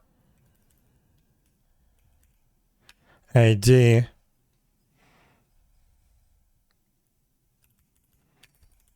belongs to a different group number entry. Doesn't belong to the group number group ID. So we've done this simple check. Then we do total rate and entry rate.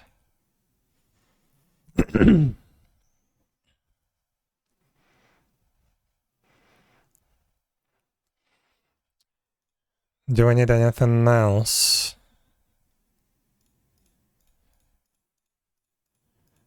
No, I think we're good. So now here we need to create the arrays. Oh, well, we'll have one array, but we need to create this one. So this random distribution pointers, yeah, like that. We've created the array, and now we need to fill it in.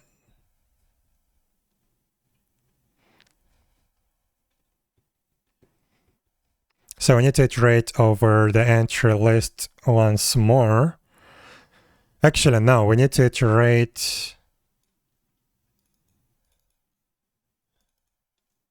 That doesn't matter. Entries. Well, let's iterate over this. So here for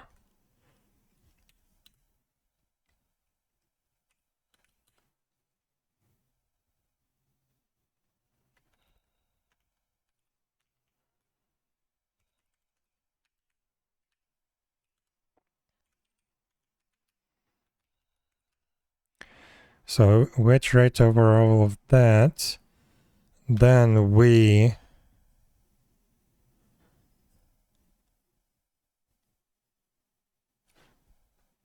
actually not like that.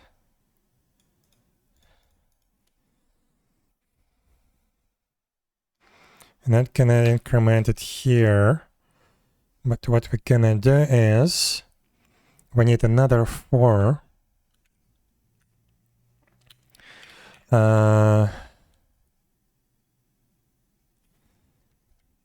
which starts with I, j less than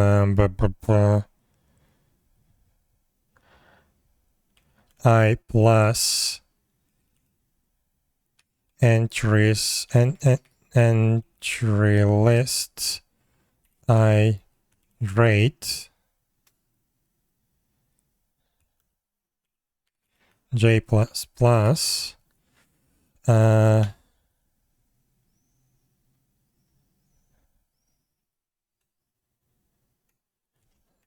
here we're gonna store just I.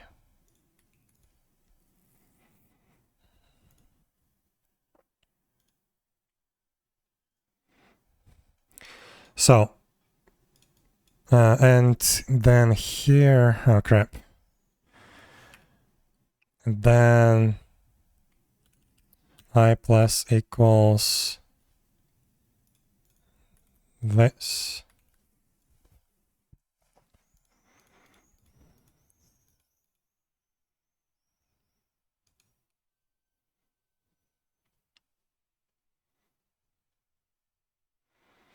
This is weird, but okay, let's at least see if the logic is correct. So we iterate over the entry list,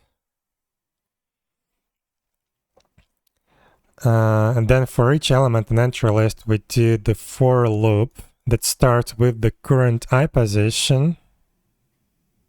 No, this is wrong.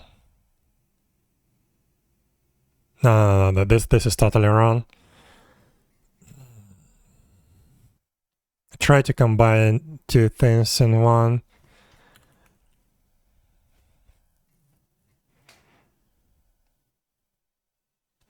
I need a separate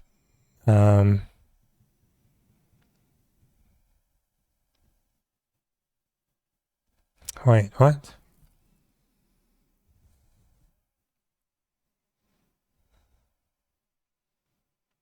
Yeah, this is totally incorrect. So what do I need? I need to iterate over every item that was correct. I need to iterate over every item. But then I need to fill in this random distribution pointers for each amount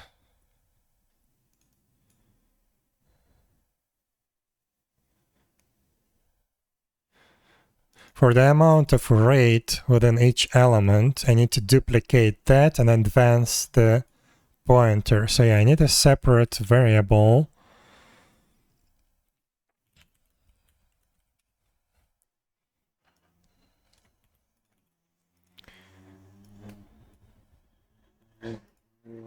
So this is gonna be, no, not J actually.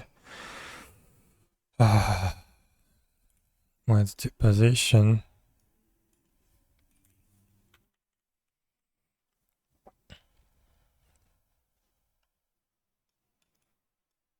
We do this J of rate. So J gonna start with 0.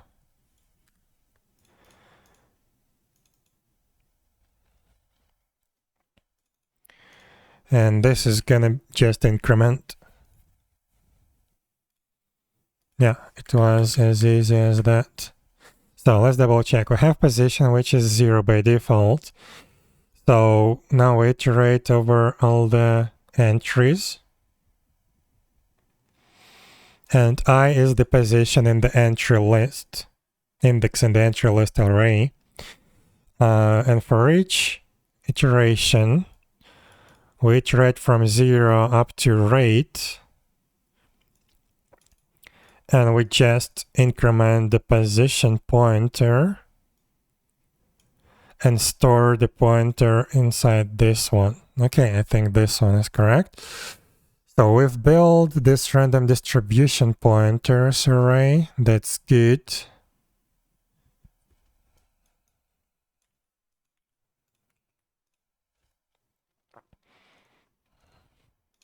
We have the entries and we have their references here. Now we need to implement a method that's gonna return an entry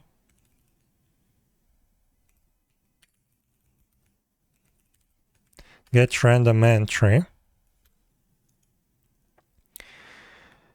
And now what we can do, what the hell? Now what we can do is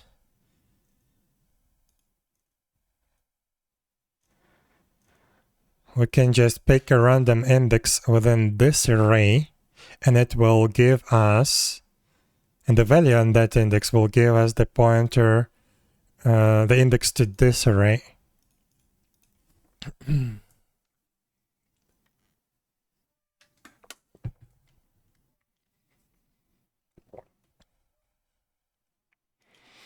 So, how are we gonna do this?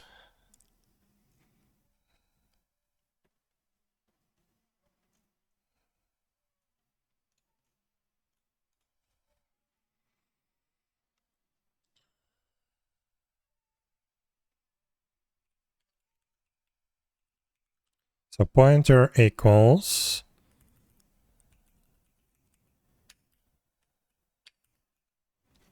randomizer next between 0 and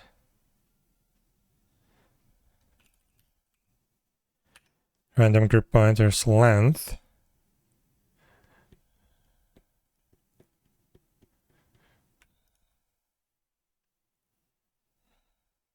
Exclusive, okay. So I have the pointer, no, not the pointer, but whatever. I have the pointer, then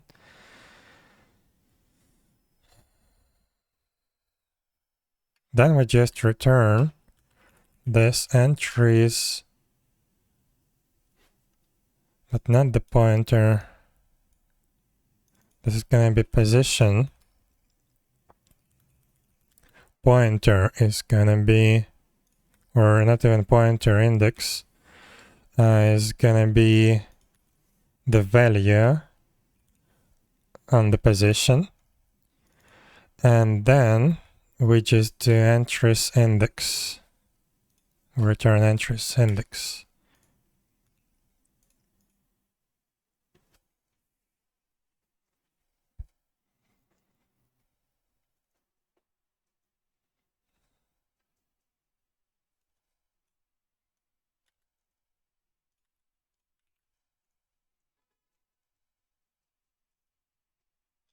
Okay. I think we're good to go. Item group entry. We can use now this item group entry in the table.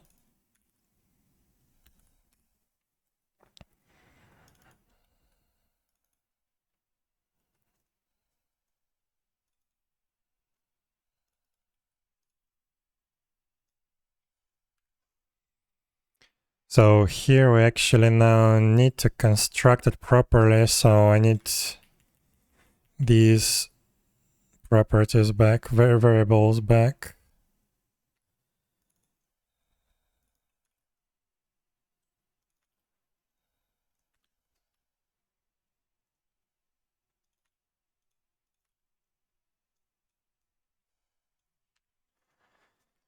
And this needs to be properly constructed. So we have ID. So yeah, we need to read the ID now.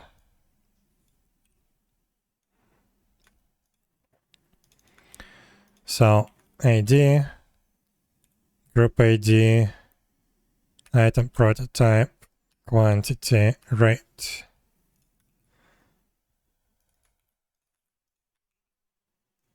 What's wrong with you?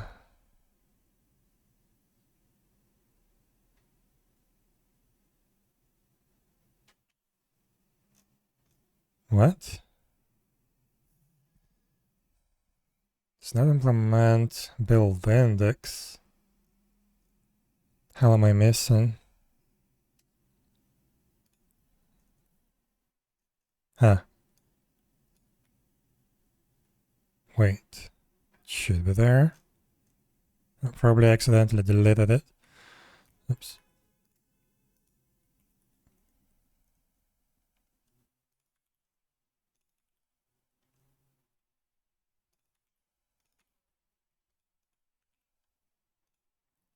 But instead of this, we still can use the aggregated index probably, but maybe it would be better to just use a lookup.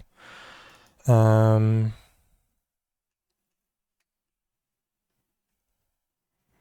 okay.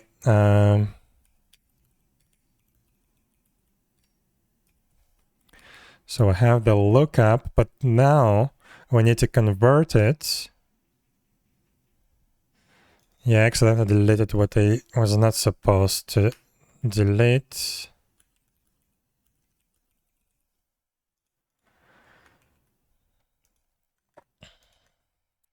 So now we need to create a group.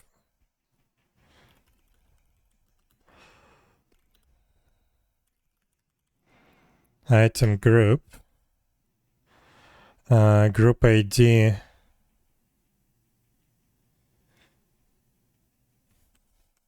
Guess we just pick the first item.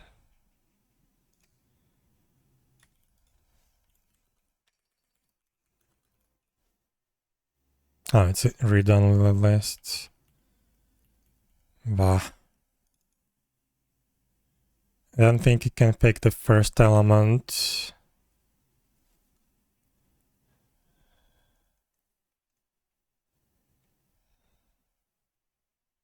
No, I can't. Bah.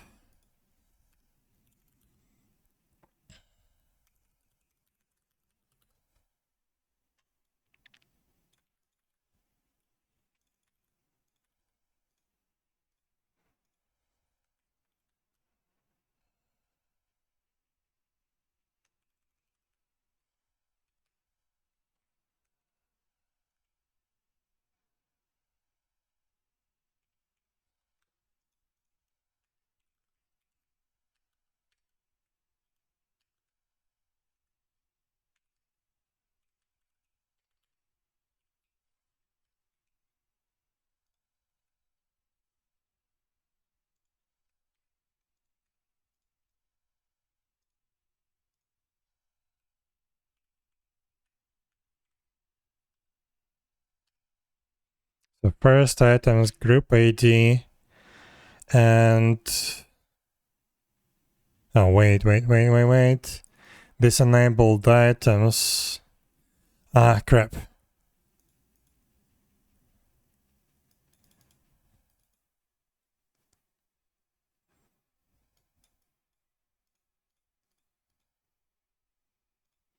Don't remember what I can do with this index. Yeah, it's basically just a lookup. It doesn't allow any iteration. So yeah, we might as well just use a lookup directly. We don't need the index here. Okay, I don't need this.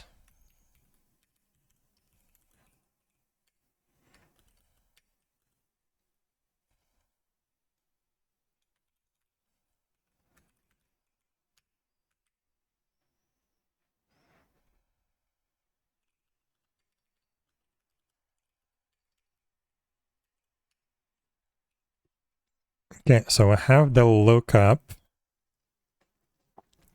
Then we need to iterate for all the key. Ah, I did have that. Yeah. Bah, okay.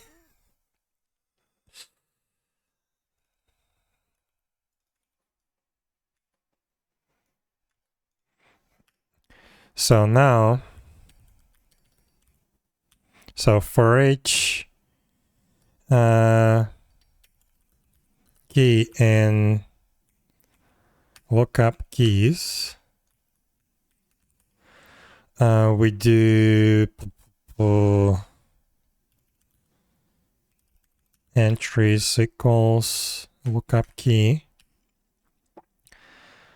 and the key is our group ID, right? Okay, perfect. Now I have our group ID. We can create a group with group ID. Yeah, I know what I was thinking. So here we just need the entries.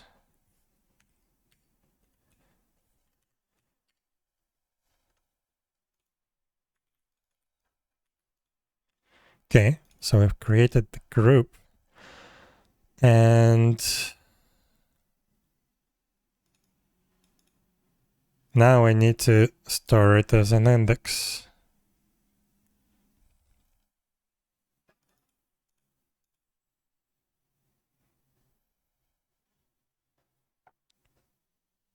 It's not going to be aggregated index, it's going to be unique index, so we can just create a dictionary of int item group.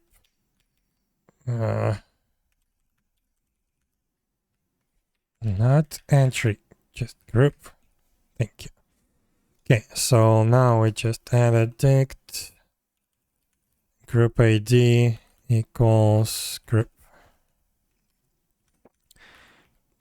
Hell's gonna. Okay, and then from this dictionary, from this dictionary, we need to create an index.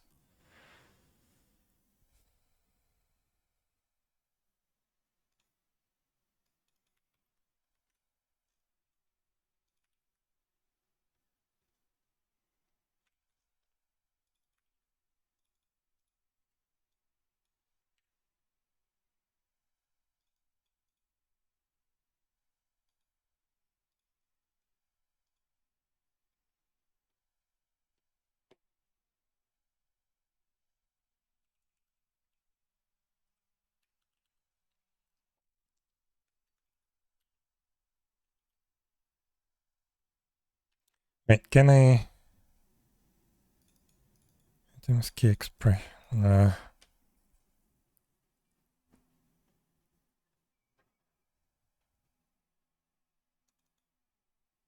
Yeah, this one's weird. Which IDE do you use? This is Visual Studio Code.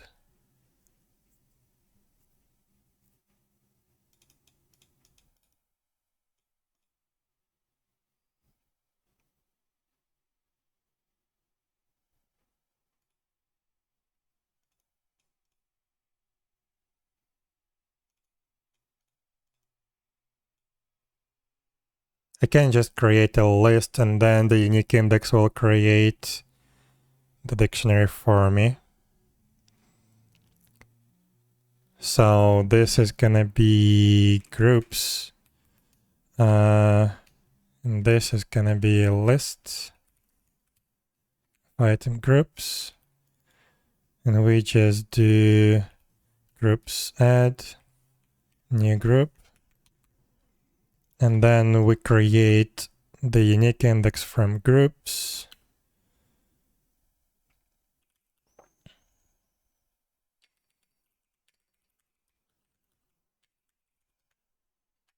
A little bit not optimal, but I will have my unique index. Program it and compile it, and the other tool told me about. Not sure what do you mean.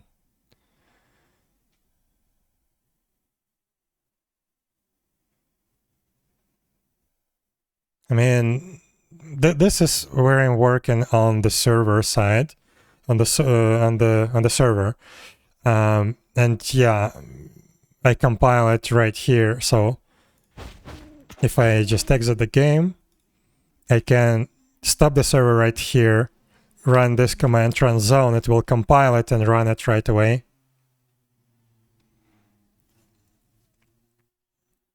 So it's all integrated into this IDE basically. But this IDE is like not a requirement. I can use anything else.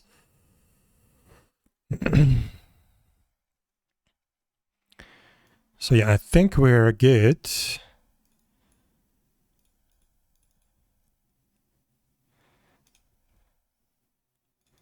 Now we need to register this. Oh, this is loot box. This is still called loot box. Let's call it item group table instead.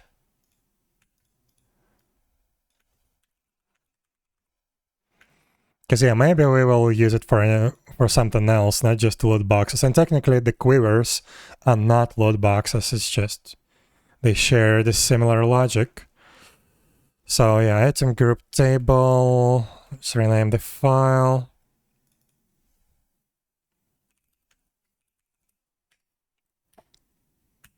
So the table is gonna be called item groups. We don't need that.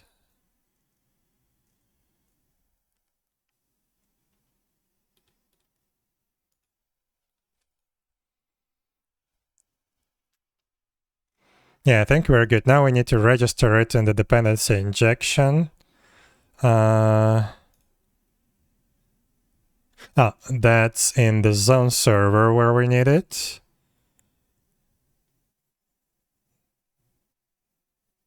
Wait.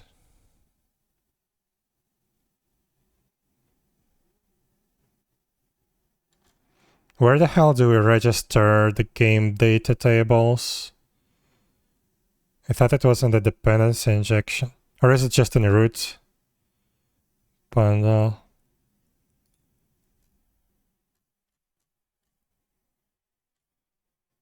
Huh, weird.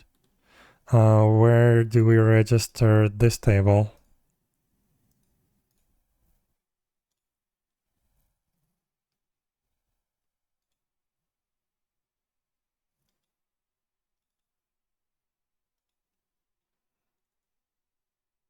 Yeah, probably I just didn't notice it. Yeah, it's there. It's there. So, item group. Item group table. So now if we restart the server, it should crash because it's not gonna find the CSV file for this to load the data from.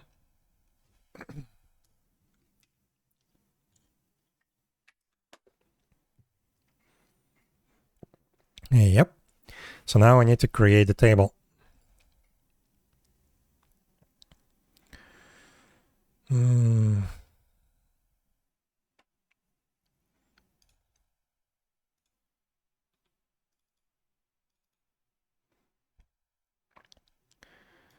So we need a new file called item_groups.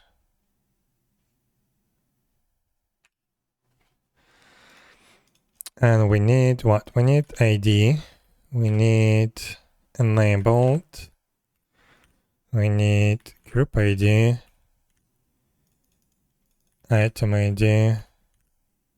Quantity. Rate. And let's add a comment. Like that. So now it should be good. It should start, but yeah, it's not gonna load anything because the file is empty. Good. Right, now we need to register a schema.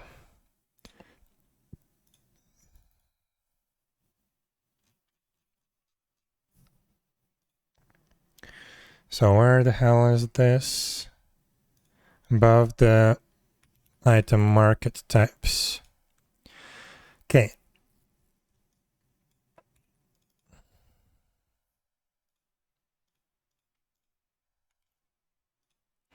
So item groups. We need the ID, which is just gonna be a surrogate key. Something like that. Item groups. Okay, ID. Enabled.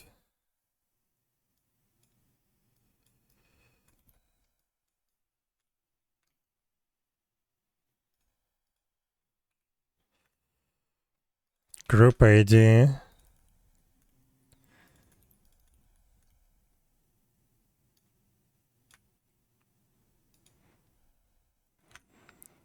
Item ID. This should be linked to item prototypes.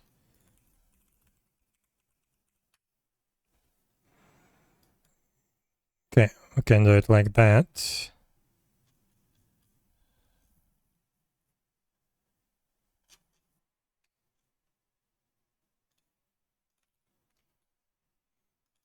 Okay, item ID, not primary. Quantity.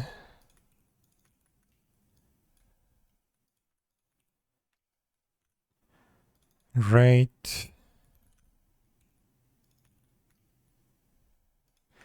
We can technically limit the rate values, so it's not too big.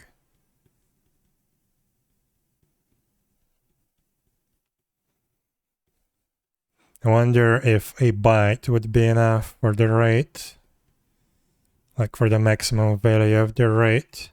Oops, one sec.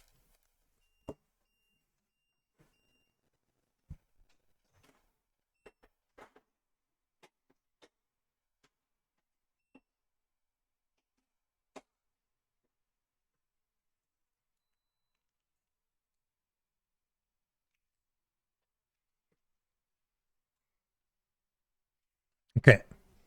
Yeah, the power just went down. Okay. So what was I working on? Rate. Yeah, the maximum value for rate. Probably we can limit it to a byte. That would mean...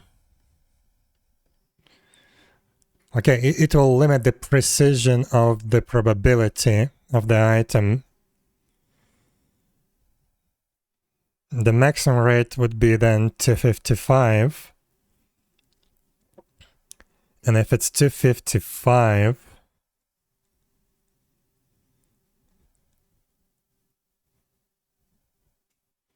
I think it's good. If I would need more, I will increase that later. We can set default to 1 and quantity default to 1.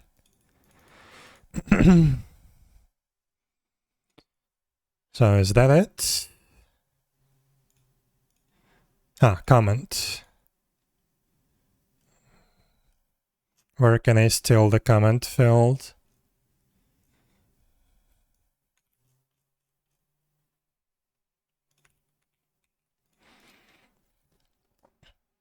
Okay, so ID enabled, group ID, item ID, quantity, rate, comment. Okay.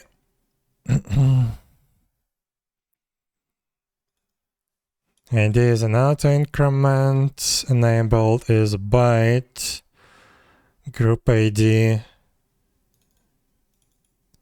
unsigned integer, item ID that links to the item prototype ID, quantity,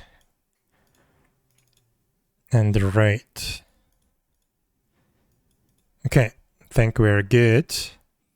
So now, wait, let me comment this out for now and export any data that I have right now in the database, because I don't remember if I saved.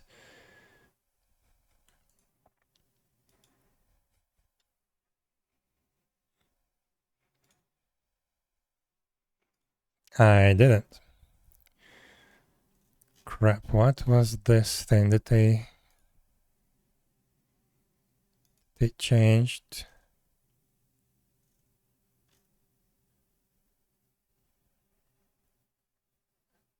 Okay, I remember. Yeah, I need to save all of this. So this is...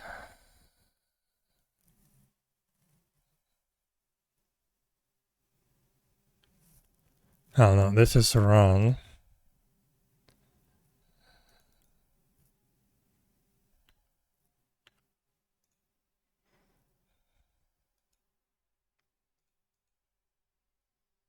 Wait, what? The 𝙽𝙴𝚁𝙴 NPC sponsor. Okay, I see.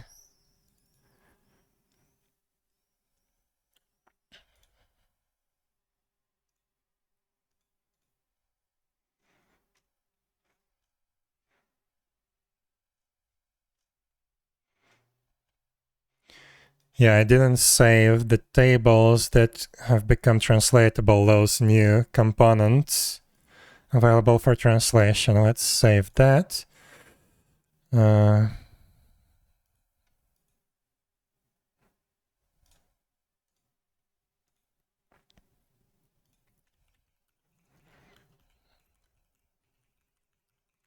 Tables made translatable. There's body sizes.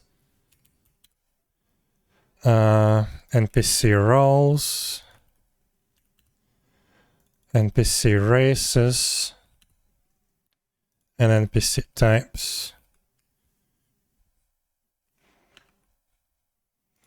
Right, now we have this new component. New table. Let's put all of that into database. So now I should be able to see this table right here. Item groups. Here it is. Now we can define some item groups. So just to test, I'm gonna create a new one. Group ID. That should be this equal to the skill ID, so I don't know yet. Just let's name it 1 for now. Item ID. Now we can look for common ammo. Quantity 250, that's the full stack. Rate 1. Common ammo. What would that be? Common ammo pack. How do we name this item? It's like, it's not the quiver, it's not for the arrows, it's for the bullets.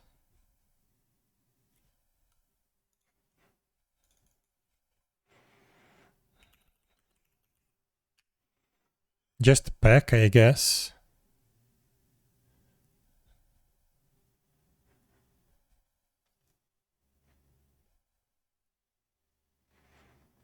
Ammo box.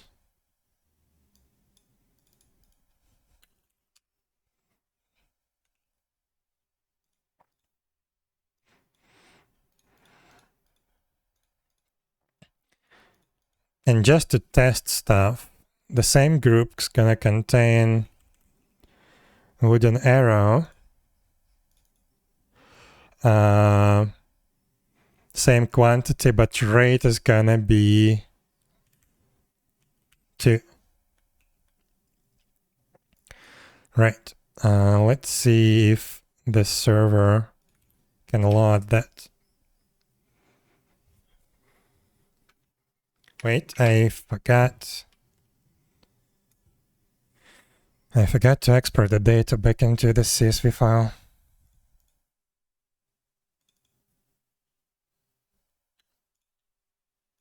Okay, now I have that in the CSV. Let's load.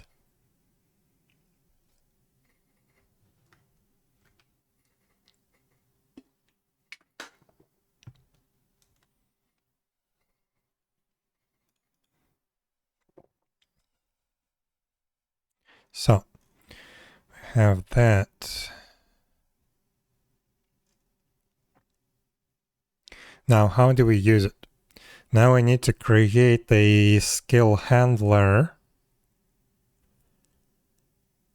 That was the whole point of all of this. So, Boulder game.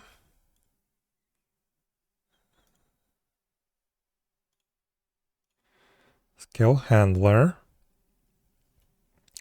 Let's copy this one. And this is gonna be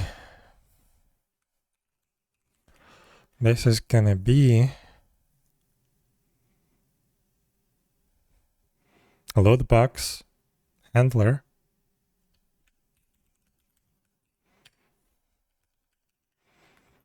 Like still I'm gonna, how can I name it better? Not just loot box, because yeah, this pack is a bit different. How was that called in Athena?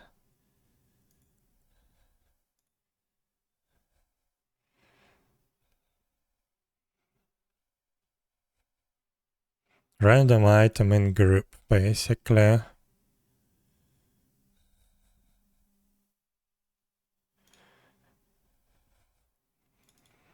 Get random group item.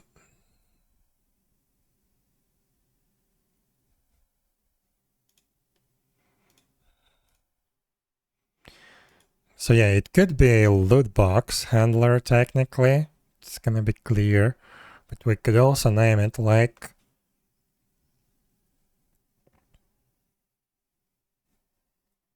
no, let's make it loot box, whatever. Loot box handler.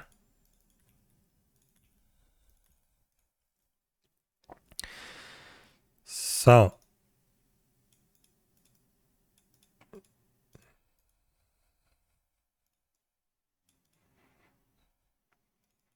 character saved state. Ah, okay. Yeah, I don't need any of that. What I need is I need a game data.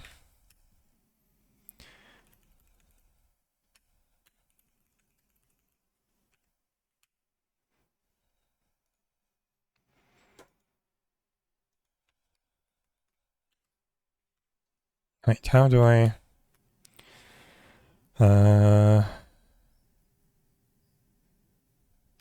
initialize property? Okay. Actually, I want this one above.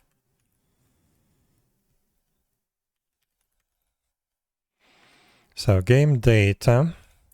Now here,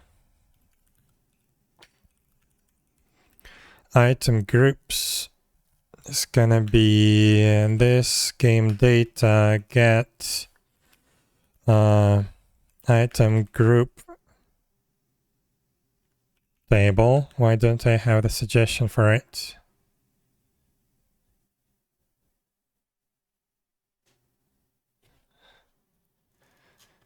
Oh no, why don't I have the suggestion for it? Oh crap, I'm doing that in the wrong folder, in the wrong project. So let's move this. To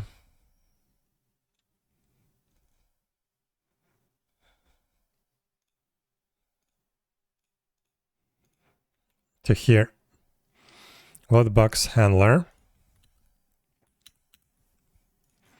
And I need to fix this.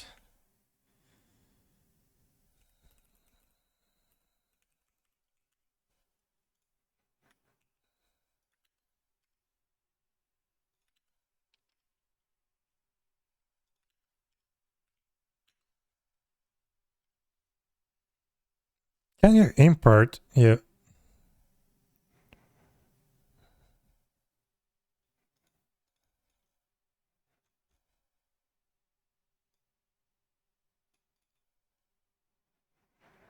Do we have a conflict here?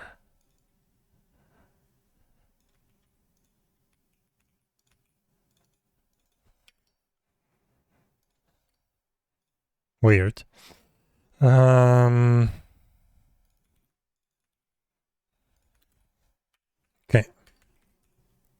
Now we have the table.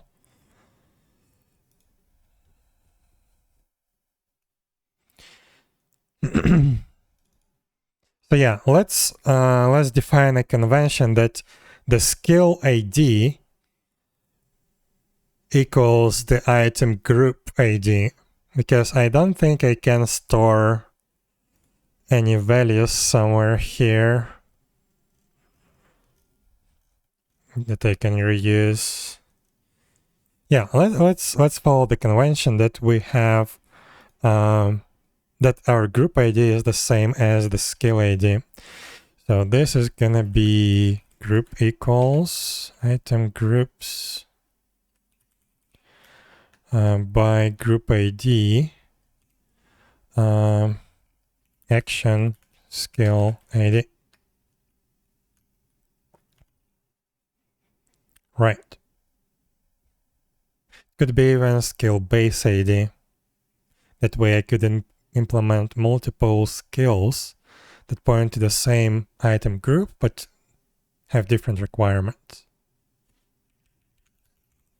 So let's use the base ID.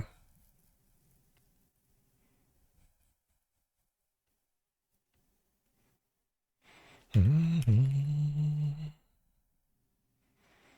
I don't need any of this.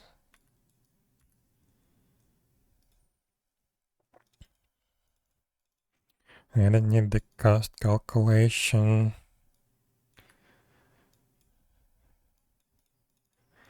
But I do need the trade lock. Loadbox handler.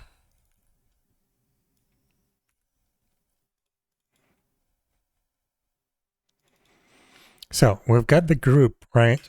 Now we need to actually get the item.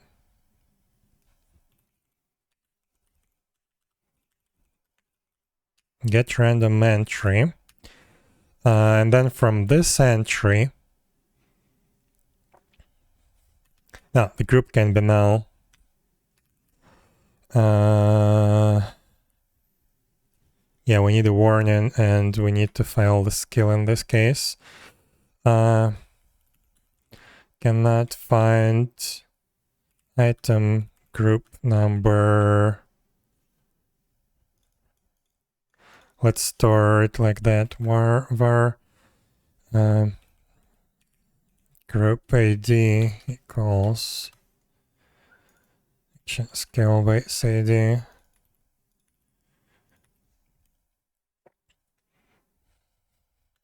For loot box handler. Actually, no, we don't need that.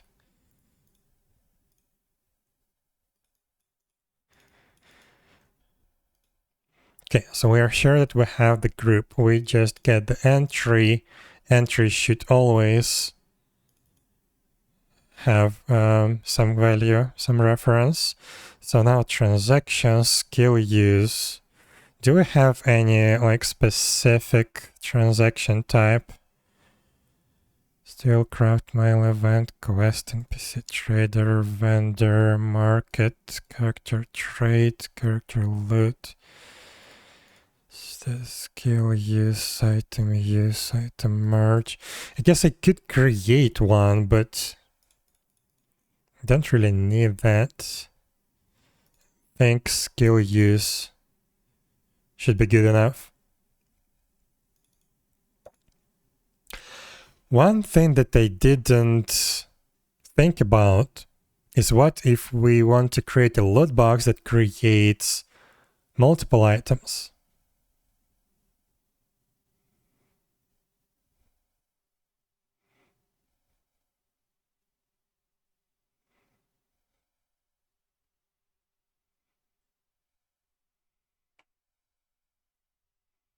That can be a problem.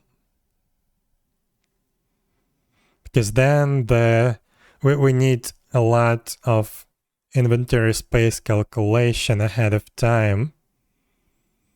So we can be sure that we can add all the items, and I don't think I can do that. So it will basically always calculate the free inventory slots. So if we have like 3 items to generate, it should require 3 free inventory slots. And that's not a very good idea because, for example, for the ammo boxes, it can be crucial that like you have one box that takes 1 item slot, it doesn't stack, but when you open it, it should just basically get replaced with a stack of ammo.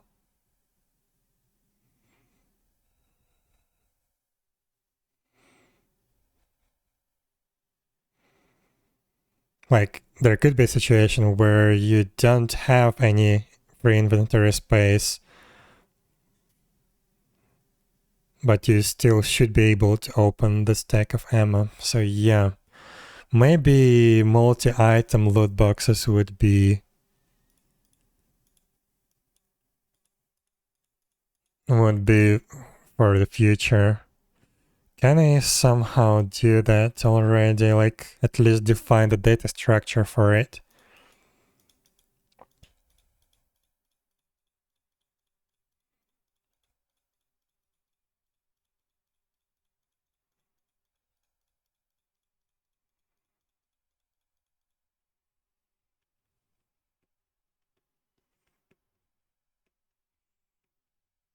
I think in Athena they had a subgroup, right? Subgroup number associated with the list of item. Item group txt subgroup. Okay, they have group and they have subgroups. Subgroup 1. Yeah, let's look into the documentation. Subgroup. Setting this to 0 makes the item always obtainable. Must item. Huh.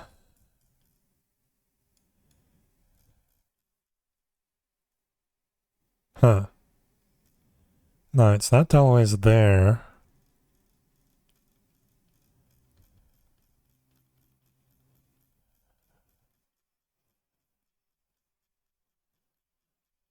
Come on, this is ridiculous. Where is the end of this list?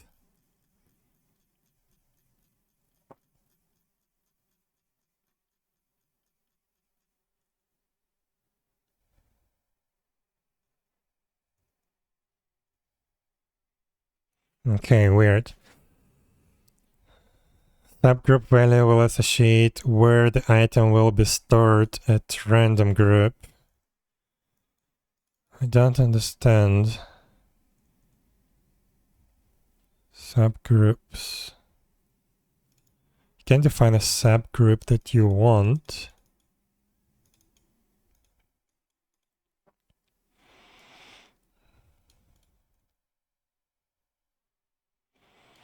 So subgroup 0, knife, dagger.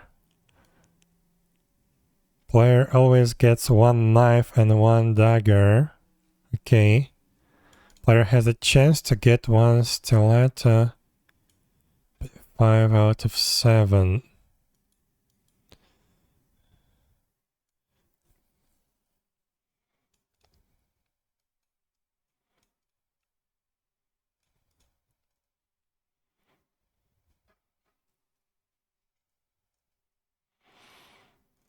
But do you like run both of these and you get one of these items and one of these?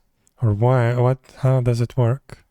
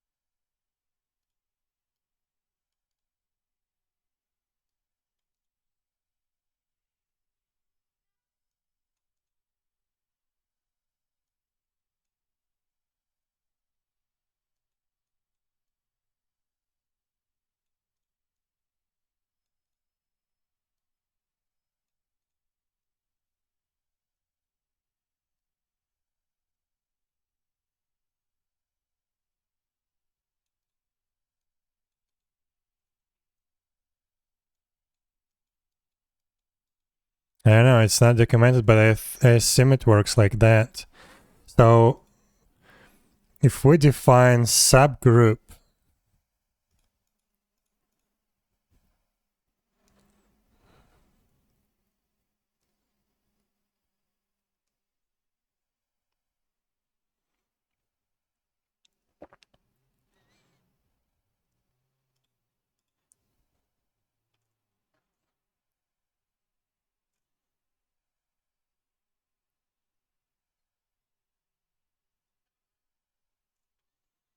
crap.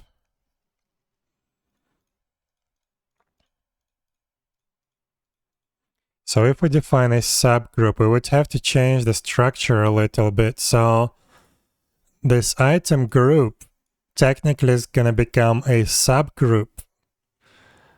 And yeah, it's going to work exactly like it works right now.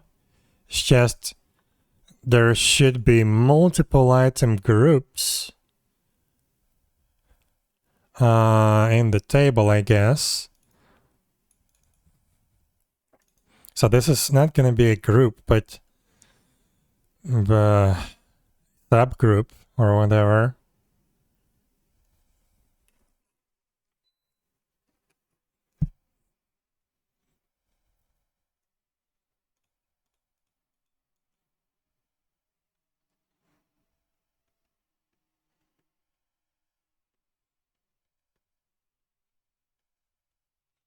Like in Athena, you can request certain subgroup Or you can request all the groups like this.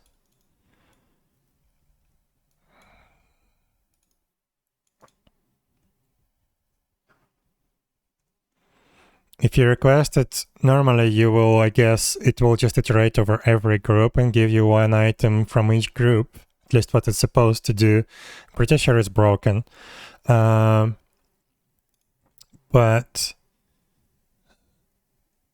what I can do,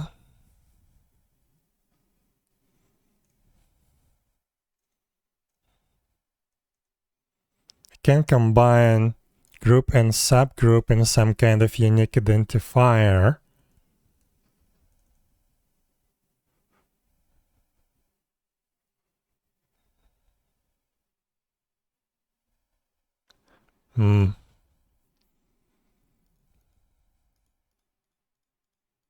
So if this is gonna be a idea of the skill, at least the base idea of the skill, if we introduce subgroup and it's gonna be available always and be taken into account always,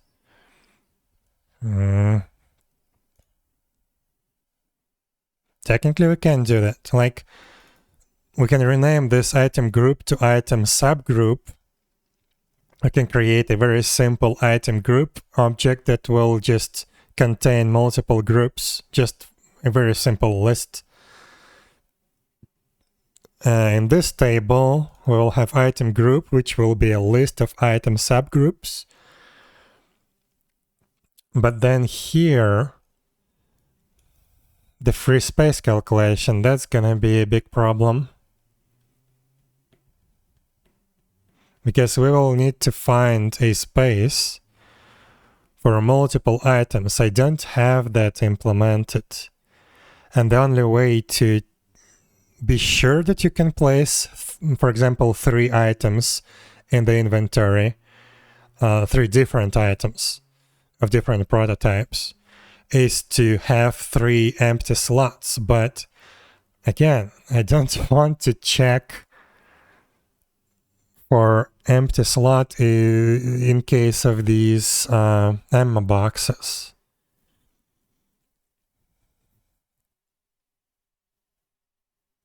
Actually, that would be actually the only option. Because I cannot delete the item, the actual loot box item, before I put the items in the inventory.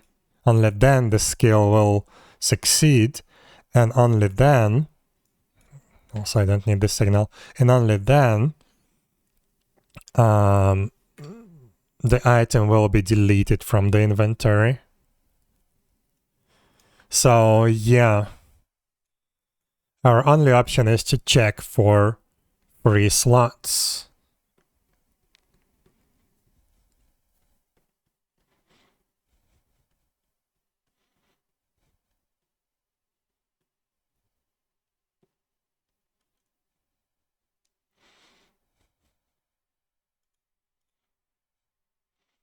Like, when it's just one item, I can get rid of the check of one free slot, but do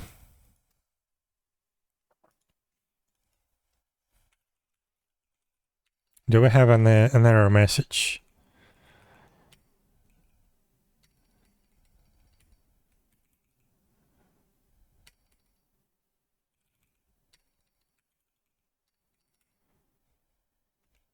Pretty sure there was something.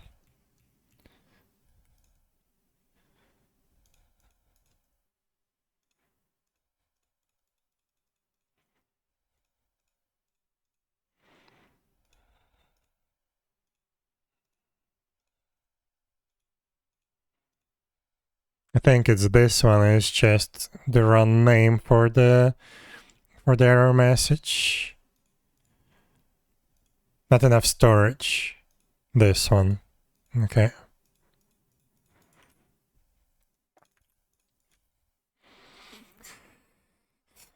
And instead of taking money, we should check the free space.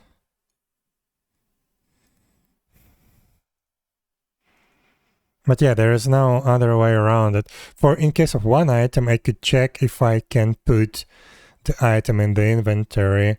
That's no problem. I can just try to add the item into inventory. But in case of multiple items, like, and yeah, if I just try to directly put the item into inventory, it will try to add to the existing stacks if you can do that.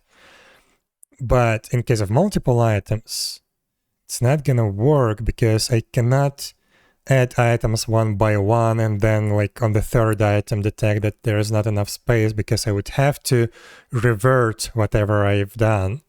I don't want to do that. So I need to check for the free space ahead of time, and the only option in this case is to check for the free slots. So yeah, I guess we would have to do that in any case. There's no way around that.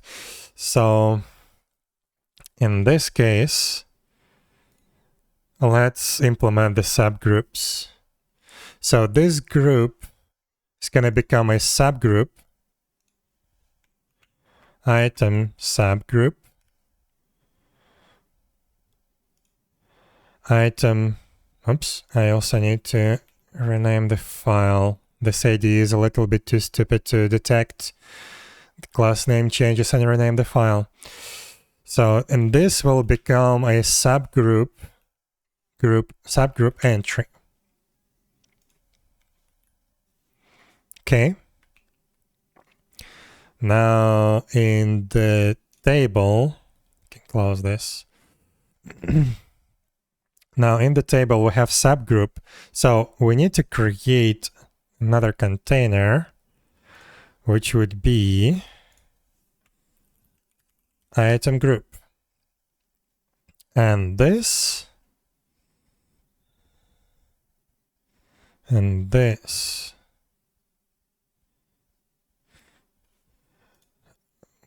will contain the group ID. We need to move the group ID. Actually, this will become a subgroup ID. Okay, group ID moves here.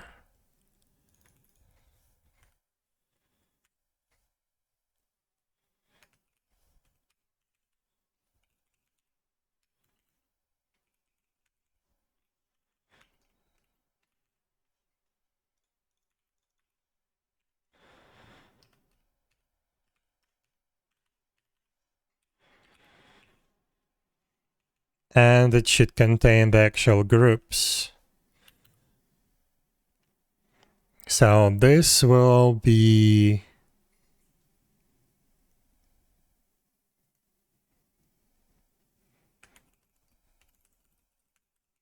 a read-only list of item subgroups.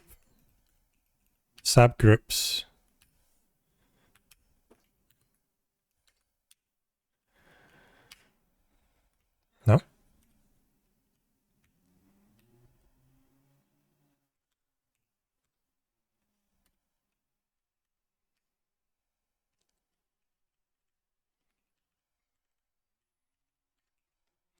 Right. So now in the table we change this to a group.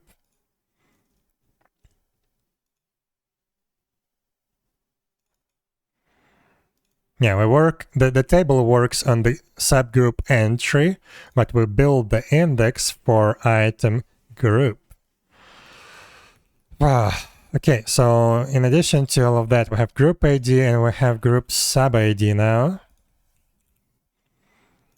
Let's add that to the CSV. Oh no, we already have data. But okay, shouldn't be too bad. We just add another one right here.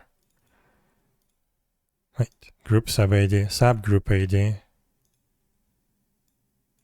Subgroup ID.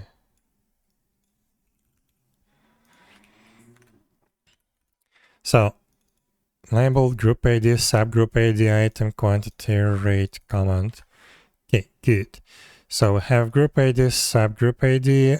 We need to go now to here and add subgroup ID. Come on, I'm still not used to the shortcuts of this ID.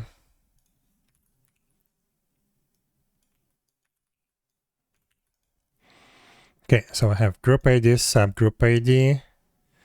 We don't really need to check any of those values, but subgroup now will check. This now becomes a subgroup ID.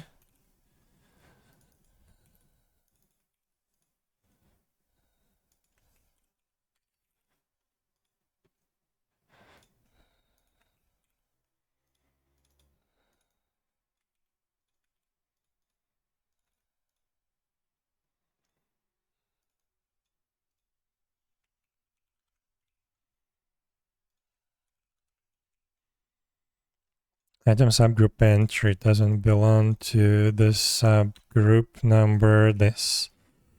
Okay. So we check against that. Only then we allow the item to be placed in this subgroup. And we don't care about anything else. Now here, item group. Technically, I guess we need to double check that all these subgroups belong to the group.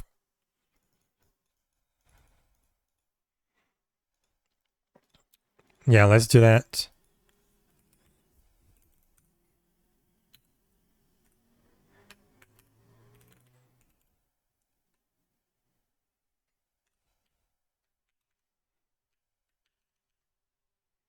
Subgroup, group ID. A subgroup doesn't have a group ID. Okay, never mind. We're not gonna check that. I'm not gonna do that.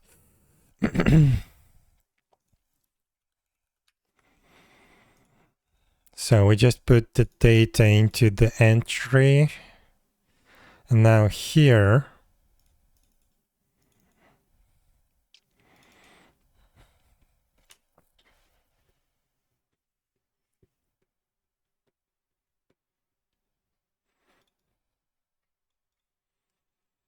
oh no.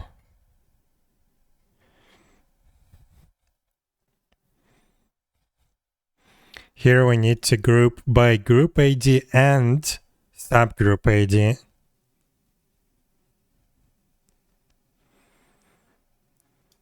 Still, we should be able to do that. Yeah, we have multi-key aggregated index. Yes, and it works as a tuple.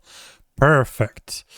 So here we do group ID, second key is subgroup ID. This is our lookup. So now this is keys. Key. Maybe we can actually expand that. So this is group ID, subgroup ID.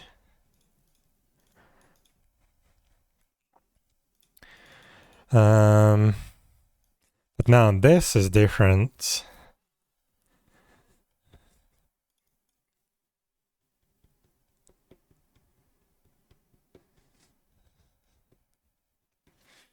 And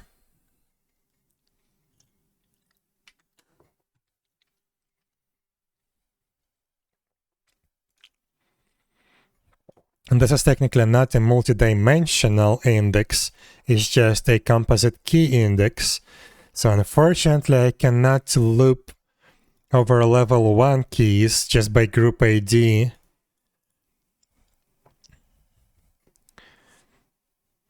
So I guess I need to create a dictionary here.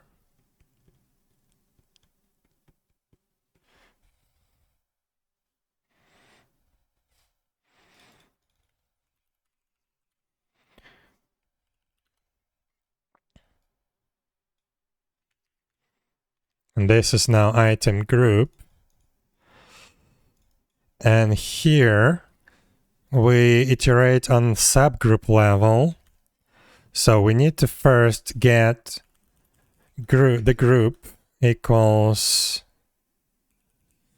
groups. Can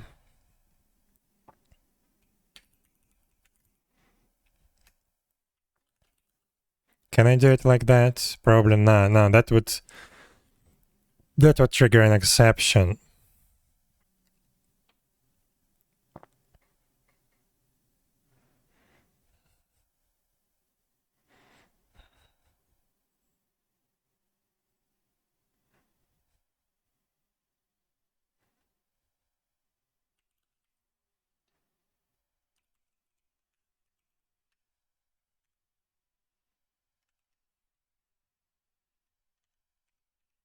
So if we don't have the group, we create one equals, oh no, we can't put the subgroups into an already created item group. So probably we need to implement that. So instead of doing this,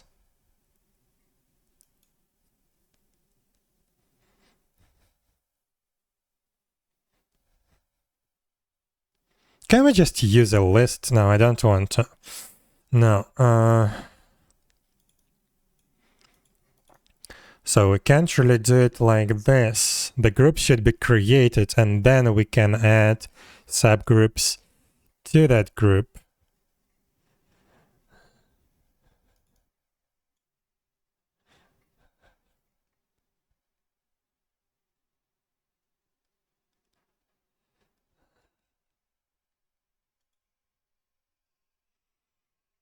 Why is this one missing?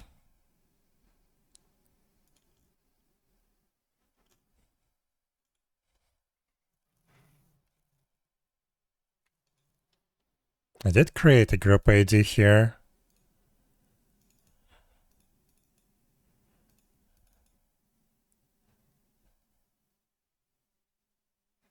Ah. Okay. So yeah, we need to figure out how we can create a group and only then put subgroups inside. Well, guess we do it like that.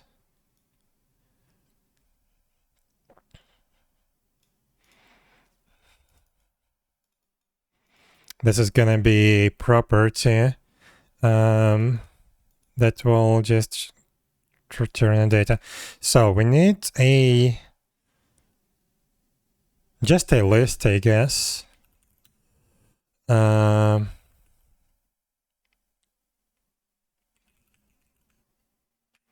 subgroup, not public.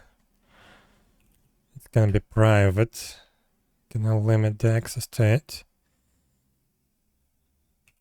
Subgroups.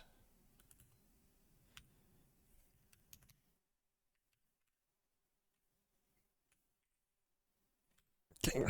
These suggestions are so stupid. Okay. So I have the list. Now we need a method add.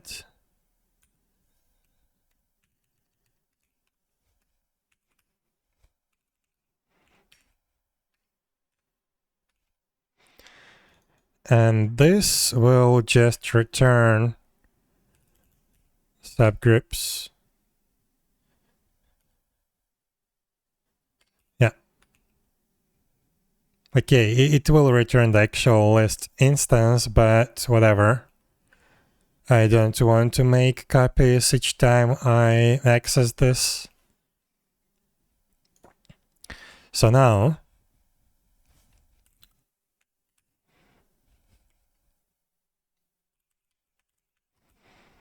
we can create a group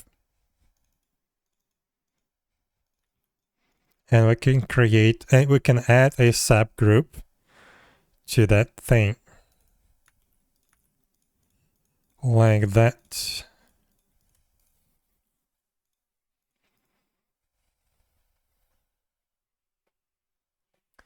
And we need to store it in the groups dictionary.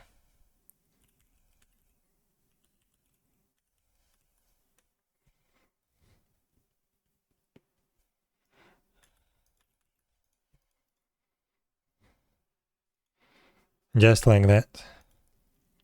So now we have that thing grouped.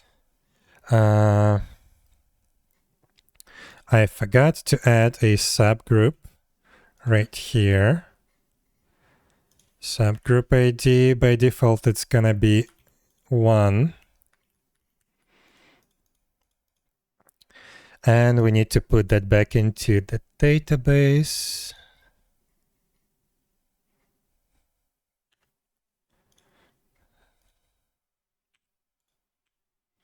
Okay.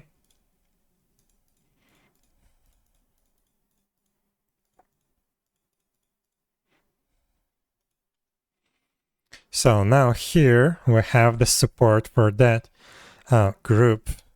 Yeah, now we have multiple items, multiple groups. So this is not gonna work.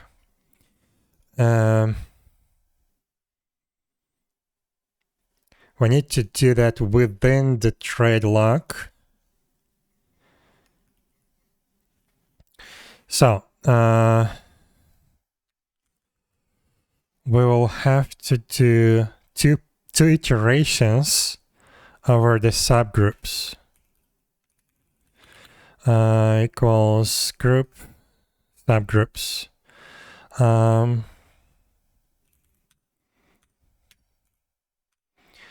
So for each subgroup and subgroups, we do...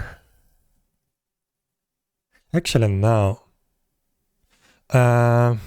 If I make another assumption that this quantity doesn't exceed the stack, max stack amount, how do I spell it?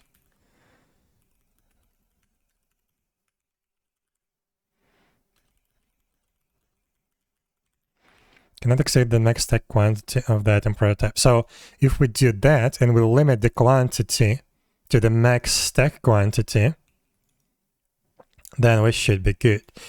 If we want to give more, we just create multiple groups.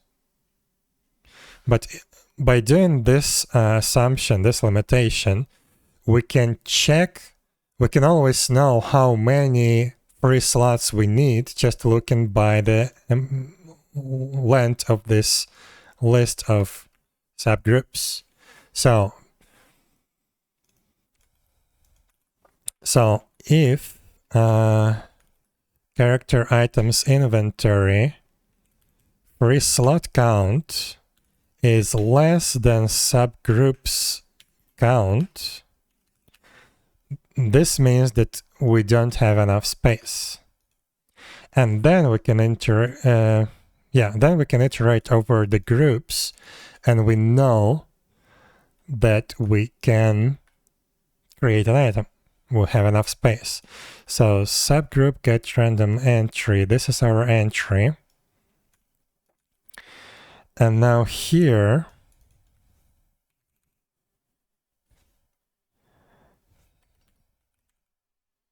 try append, or just try put.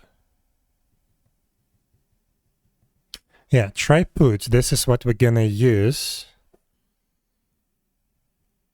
Now, let's use append because it will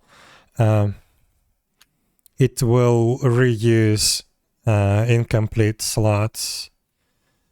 So, for example, if the loot box is gonna give you like 1 potion, and you have a slot that contains like 2 potions, it will just add another one. You will end up with a slot of 3 potions. Okay, so try append. What do we need here? Can you tell me what we need here? Item. So we need to create an item instance.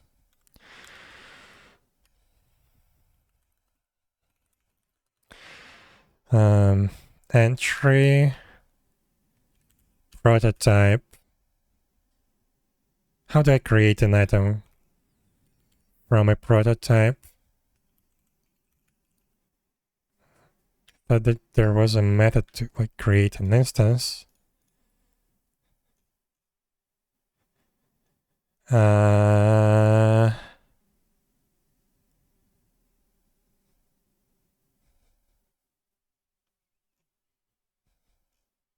How do I create an item instance?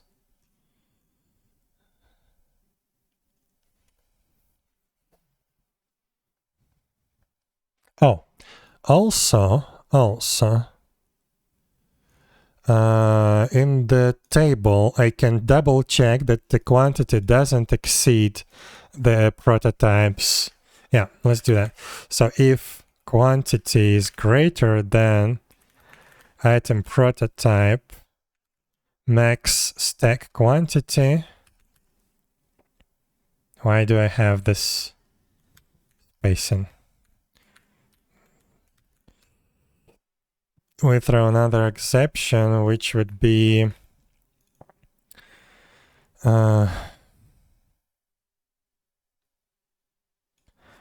item group entry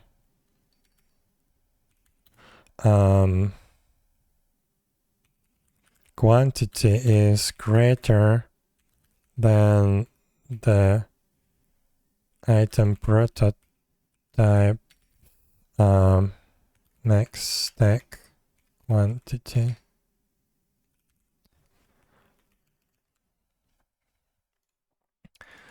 Item group entry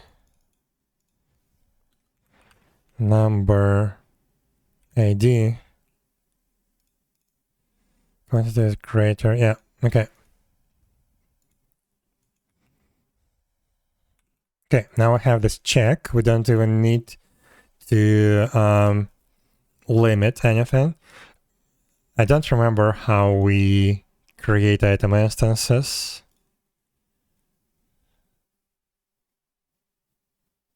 Try give item. I can just use the prototype. It will do its job. So we do entry prototype. Amount would be entry quantity. Update reason. We don't need a reason. We need just transaction info.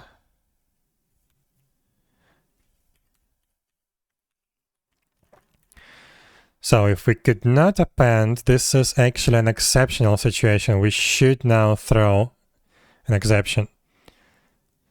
That definitely means that something went wrong with the items and the user received an item that it should not receive.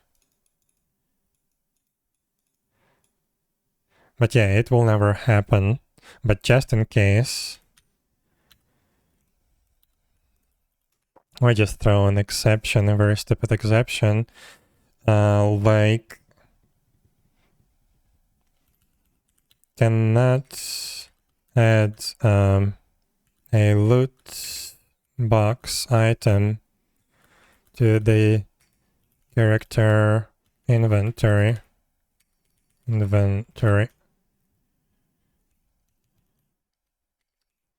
But yeah, technically this will never happen if this check is correct.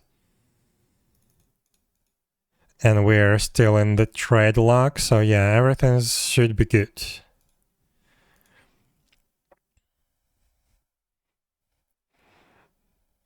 But yeah, if something does go wrong, I will still have an information that something went wrong.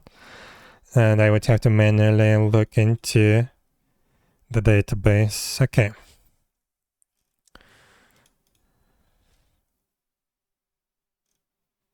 I think we're done. So again, we for the loot box handler, we use the convention that the skill base ID is the ID of the group that we will use. So I will change this group ID to something else in a moment when I create the item. But yeah, we get the group, then we request the trade lock.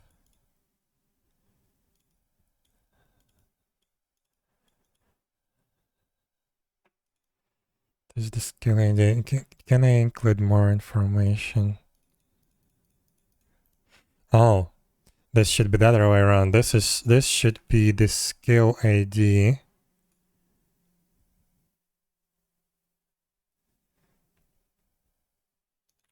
And this should be the character ID, and this is target container ID.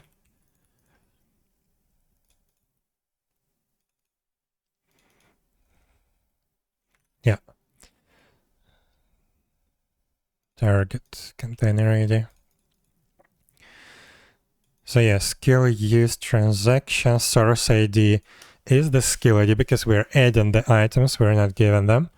Target ID is the character, target container ID is this one. Okay, good.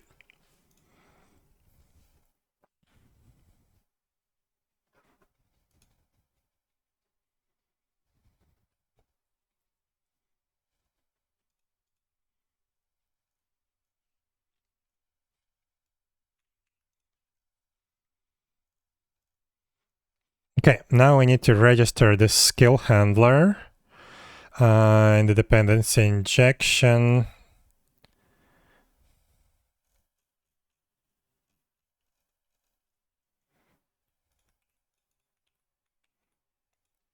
I need to reorder this correctly, but okay, for now we're good. So now we have the loot box handler. We also need to register it in the game data. Skill handlers. Number 40. Loot box handler in the root. Priority 1000. Okay. So we've done that.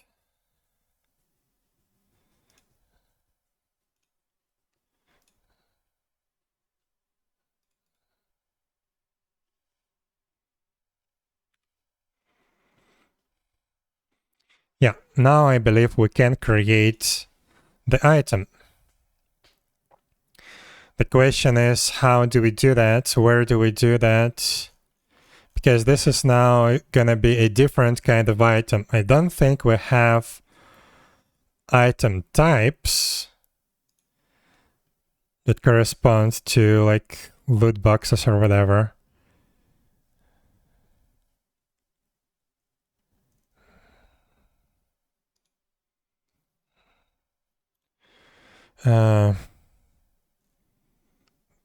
Item types. Let's look here.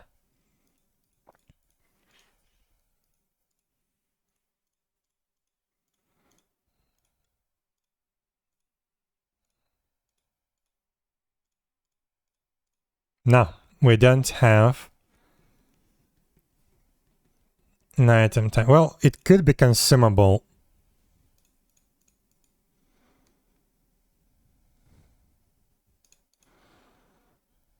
Because yeah, if we create a separate item type, then it's gonna need the implementation on the client side, because the client would not be aware of the new item type.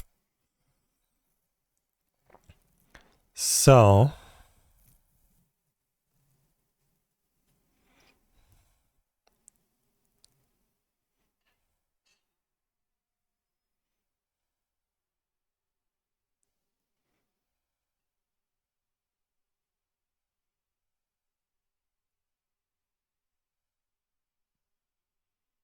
I don't know. I think I'm gonna leave it as consumable.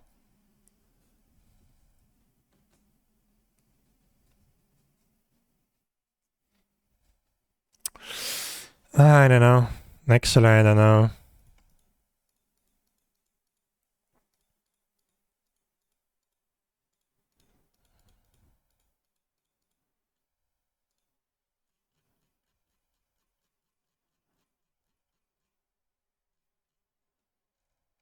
Let me take a look at the ID namespaces.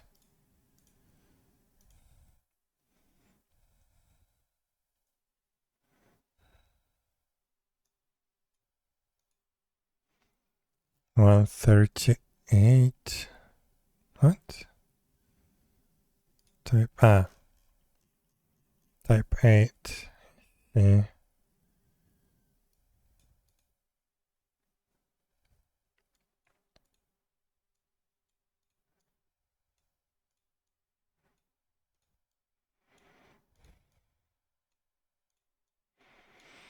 Yeah, I think the better way would be to register a new item type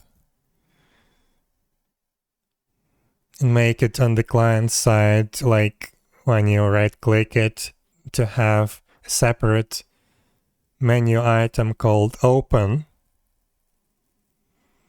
But internally, it's gonna just use the item. It's gonna send the use item packet.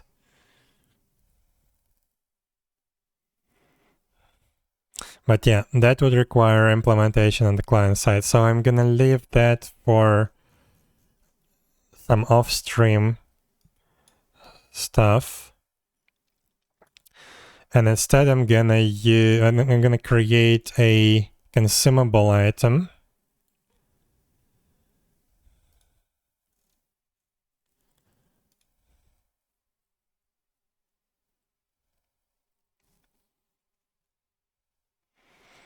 That's gonna be the ID.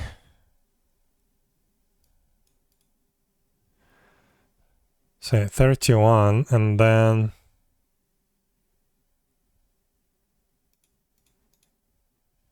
yeah, let's copy this.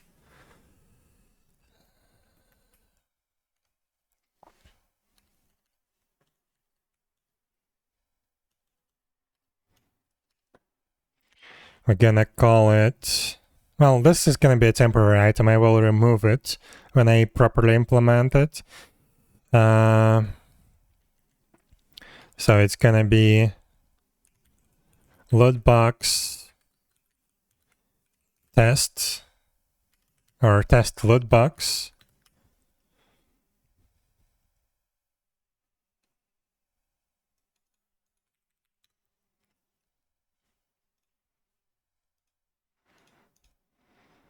So this is consumable.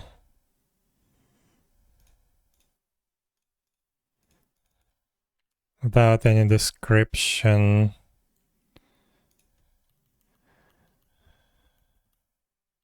Without any requirements. Skill ID, this is something that we will create in a second. But for now, I'm gonna set it to 0. Market type. Probably I would have to even create, no, actually.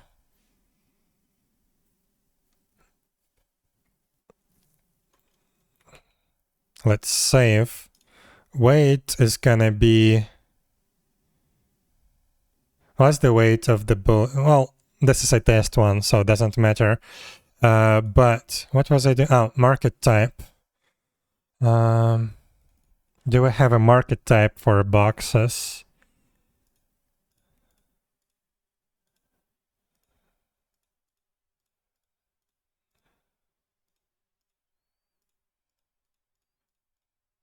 Well, we can use the ammo, or whatever that is.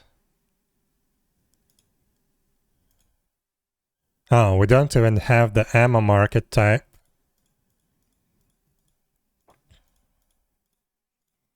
We have the weapons.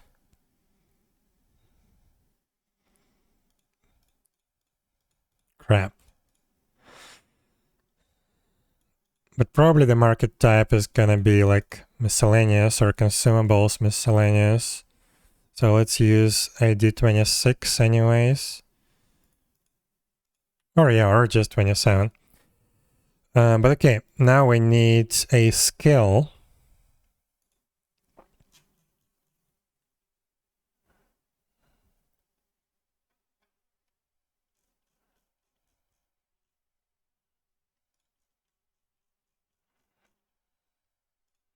Again, we can duplicate that.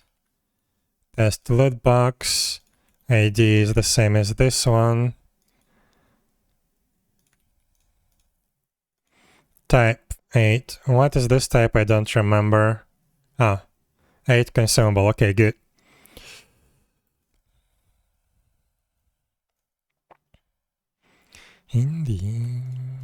Okay, so we need to assign our new skill handler.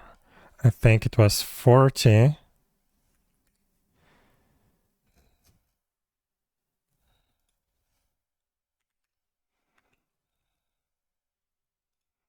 Wait, what? Where are the skill handlers? 40. What? Where did it go? Ah, I know where. I accidentally deleted it.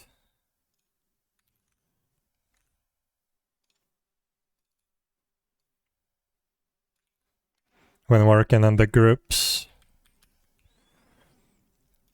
Okay, we have that. Have this now. What is the status effect? We don't have a status effect for this one. Set to null.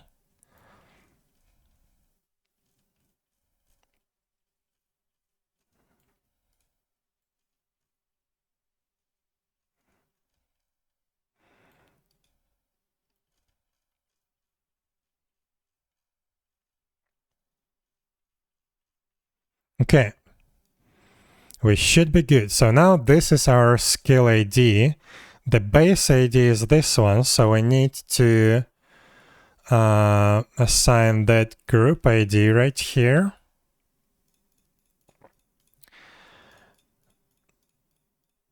And I guess, another thing is this should be max stack quantity 1. Okay, good.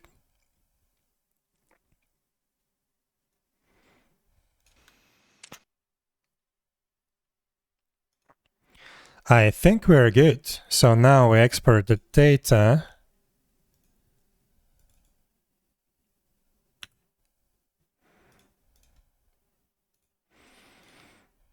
So added the item groups table. Item prototypes now has test loot box.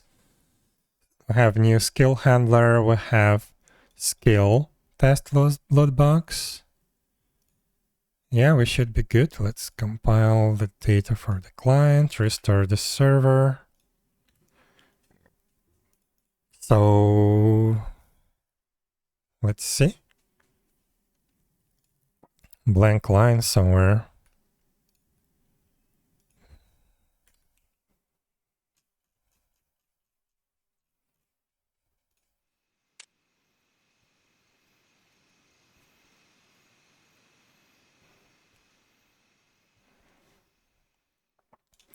So let's create the item.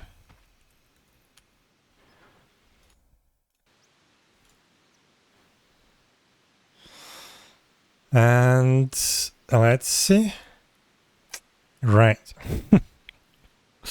I expected that. So what did... Trade lock has already been acquired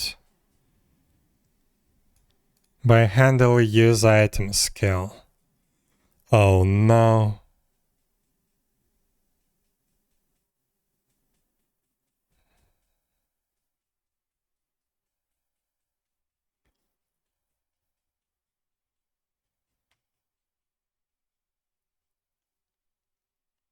So that means that we don't need to enter the trade lock for this loot box.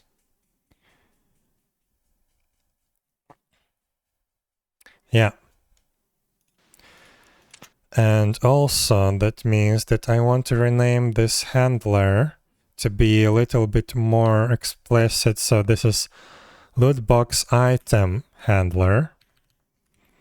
So I don't assign it to like a normal skill.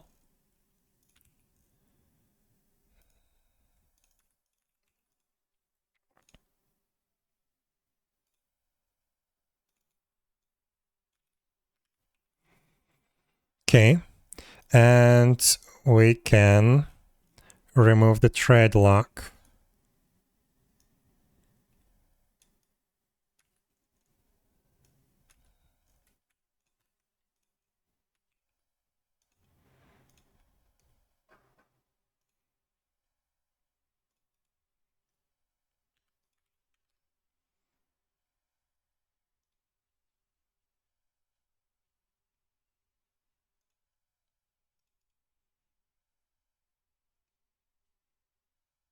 What's this pop-up?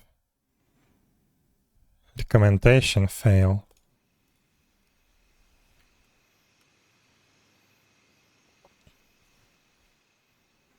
So I need the item ID again.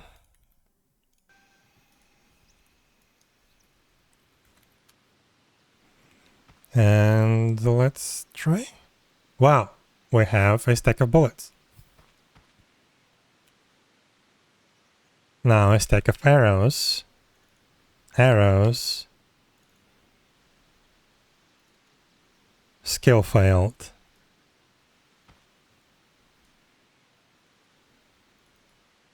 Why does it fail?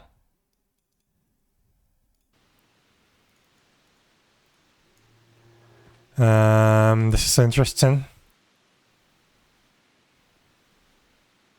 It couldn't be because of the weight.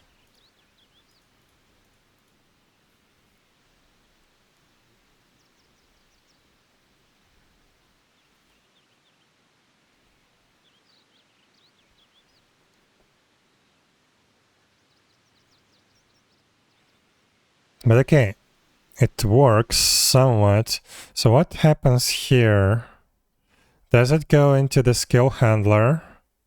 Or does it die before that?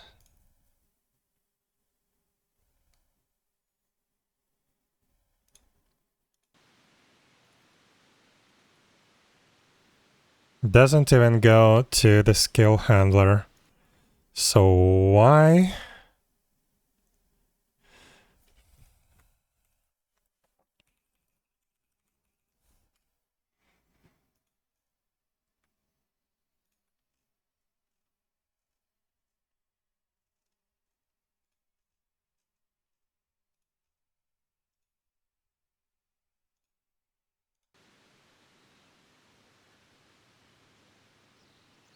It fails on the client side.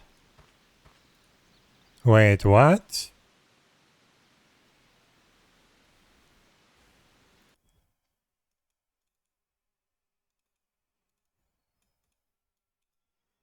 I don't even receive the packet.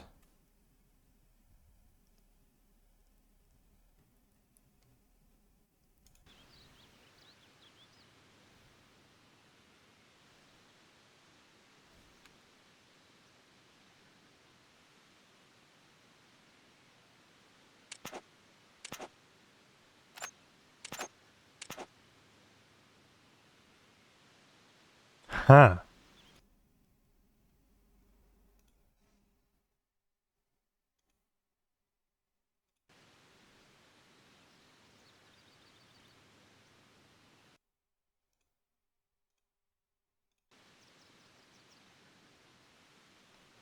Is it actually because of the weight? Yes, it's because of the weight. You cannot use any skills because you're over encumbered. Ah.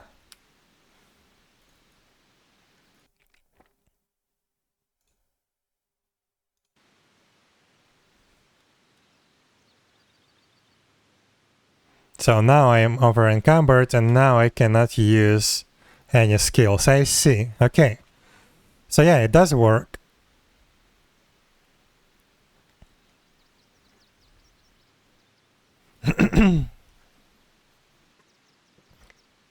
And yeah, it gives either the bullets or the arrows, but I didn't really like measure the probability.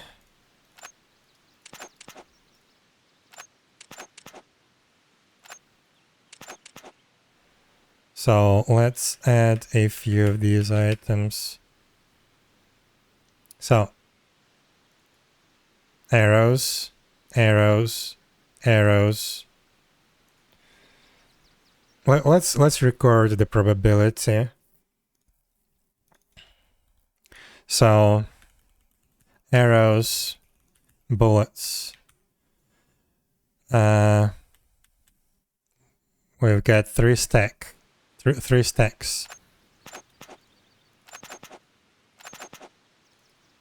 Arrows, 4 stacks.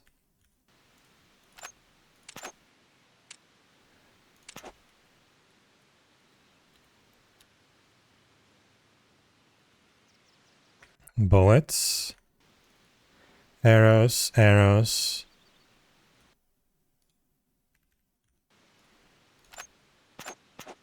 So far a little bit weird. Arrows.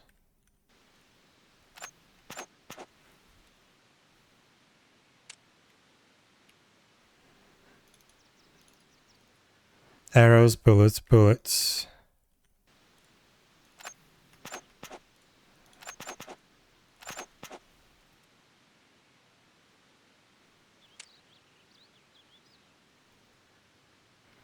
Arrows, arrows, bullets. Okay.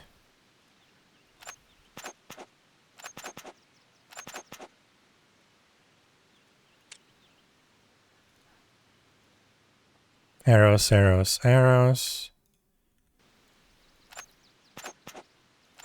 But yeah, so far the chance to obtain arrows is higher than the bullets, and that's what it should be. 3 arrows again.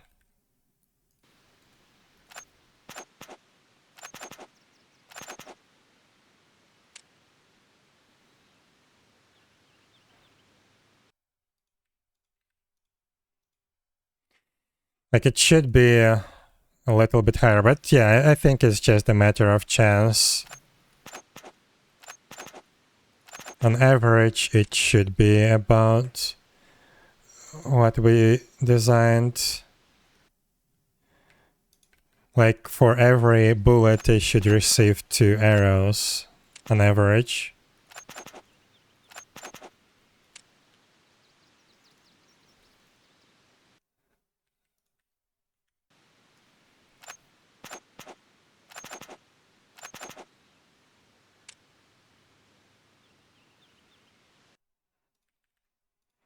But yeah, right now it's a little bit weird. It's more arrows. I think the easier way to do that would be to actually change the loot box to be stackable to like 250, weight 0. And for the items, just 1 of each.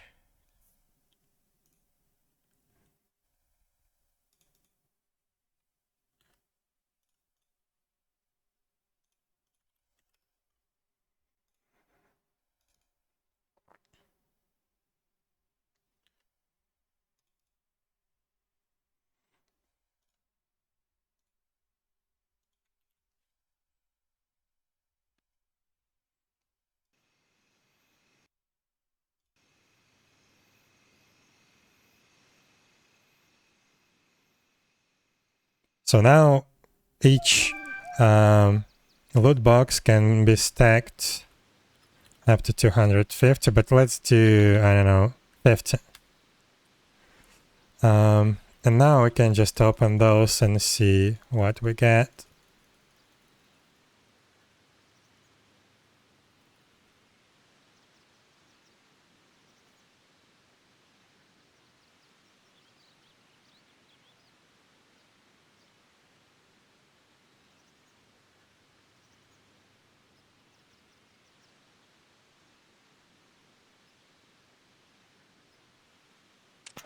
So we got 31 arrows, 19 bullets.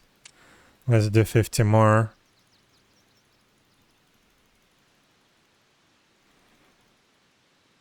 But yeah, it looks about what we need. The distribution is pretty much 2-to-1 like we configured. More or less.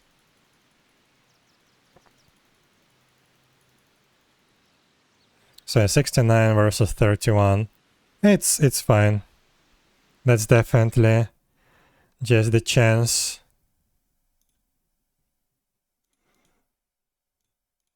And yeah, we should receive twice as many bullets, so twice as many arrows compared to bullets. So yeah, it looks good. It looks good.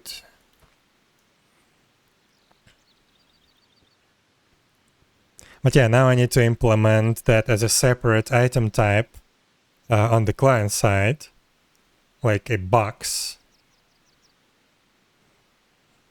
or container. I don't know. Or chest.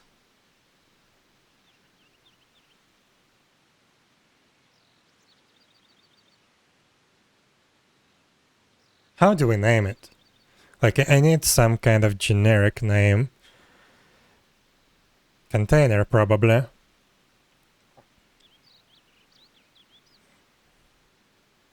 So yeah, basically if you hover over it, it's gonna tell that it is a container. And when you right click, it should have the open option. Okay. But yeah, so far so good. I like it.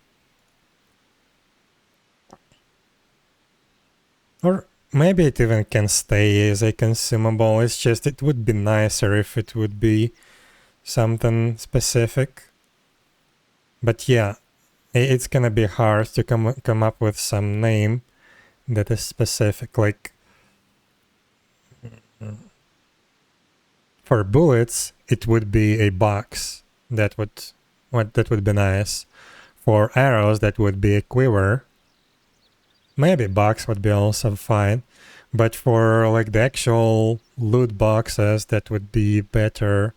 It would if it would be like a chest or something, treasure chest, or maybe just a container. But again, container would mean that you can put something in it. So yeah, again, I don't know. Maybe it's gonna stay as consumable.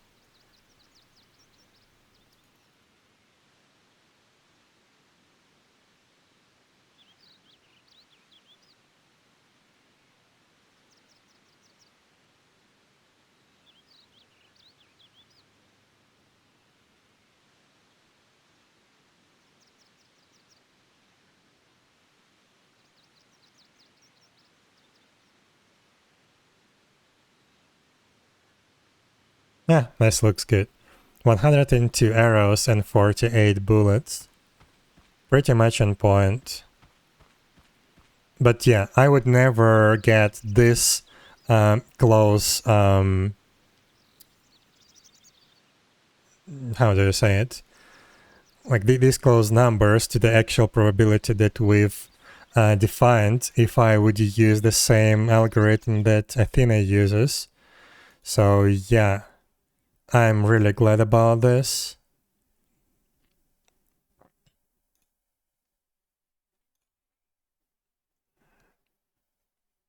And yeah, small drawback is we do keep an array in memory. Where the hell is it? Yeah, this array. But yeah, it's just a byte array. And the maximum length of this byte array is the sum of all the rate values for the group. So yeah, as long as we keep the rate values to a minimum, it's gonna be fine. It's gonna be totally fine.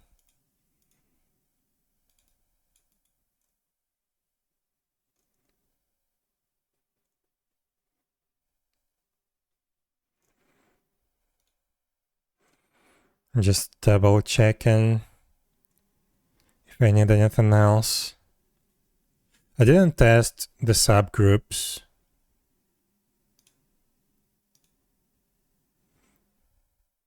let's try to test the subgroups, because yeah, if we define another subgroup here for this group, it should give some other, like multiple items. Let's see. What can we use? Oh, like a potion. So subgroup AD2, item this, quantity 1, rate 1.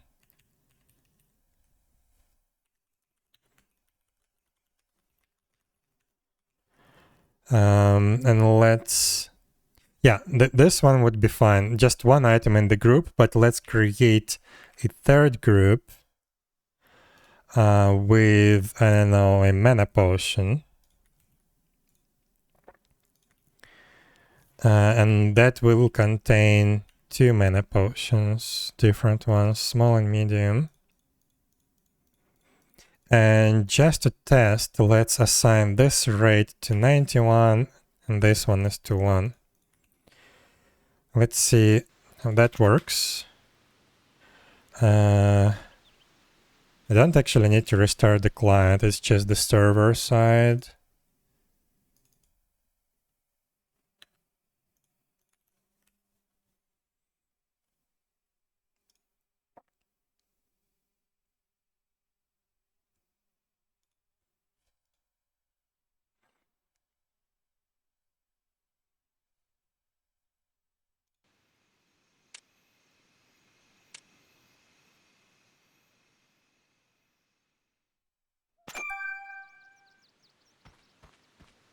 So, we need, again, a bunch of those items.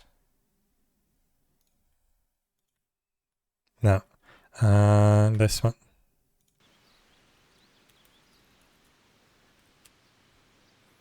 So now it should give me 3 items every time I use it. Bullet, small mana, small health potion, small mana potion.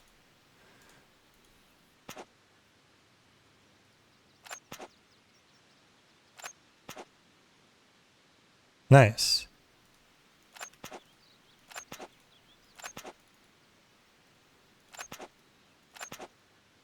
So yeah, it does work. How can I test the inventory space check?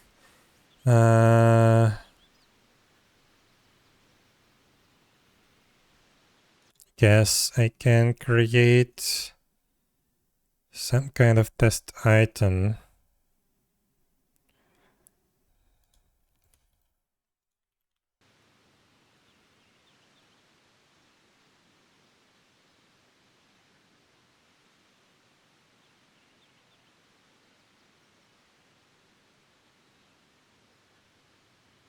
So yeah, right now it shouldn't allow me to use it. Okay, it says skill cancel. It should say not enough space. Not enough storage. Yeah, this is a client-side problem, but yeah, it doesn't allow me to use the skill. That's good. So yeah, it expects me to have 3 item slots. Okay, doesn't work. Doesn't work. And now I have it. Okay. That works. That's good. That's really, really good.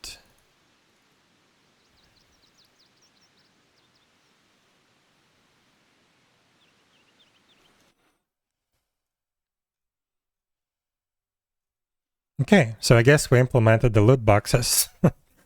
But yeah, for now we only need those for the packs of ammo. So it's gonna be like ammo box and arrow quiver. And yeah, I'm still not sure if I'm gonna leave those as consumables or do I create a separate item type? And if it will be a separate item type, then how would I call it? Because yeah, I don't really like any of the options that they come up so far. Box, maybe, but then like you'll have a legendary treasure chest type box. I don't know. Or arrow quiver, and it's gonna say type box. So yeah, I'm not sure.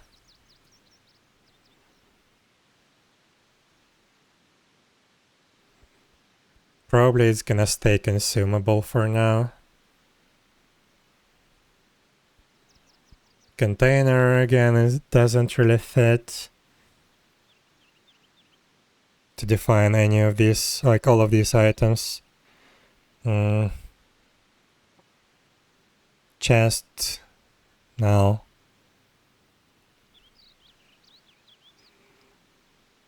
I don't know. I will think about it a little bit later, but for now I think it's fine. So yeah, I think I'm gonna call it a day.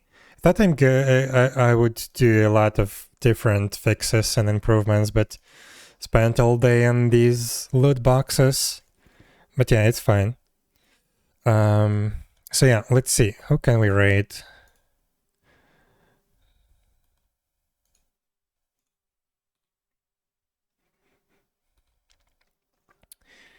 Do we have anyone that we know?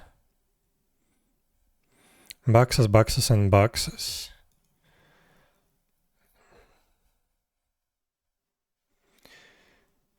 Okay, who do we have? For some reason, not a lot of people right now. Stream software and game dev.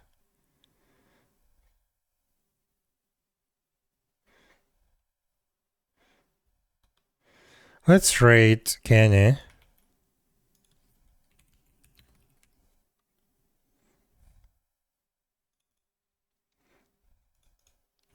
Okay. So yeah, that's it for today. We're gonna rate another developer in a moment. So yeah, today we spent full day on these loot boxes, and yeah, I really like the implementation. We even have the item groups and subgroups, I mean. So yeah, one loot box can give you multiple items at a time, and yeah, the actual chances are correctly calculated now, unlike in Athena. Looks really nice. Yeah, thank you, and I hope you guys have a wonderful day as well. I will be back tomorrow for some gaming streams. We will continue. What's the name of it again? Monkey Island 2 playthrough. So yeah, I hope to see you next time, and have a nice day. Bye bye.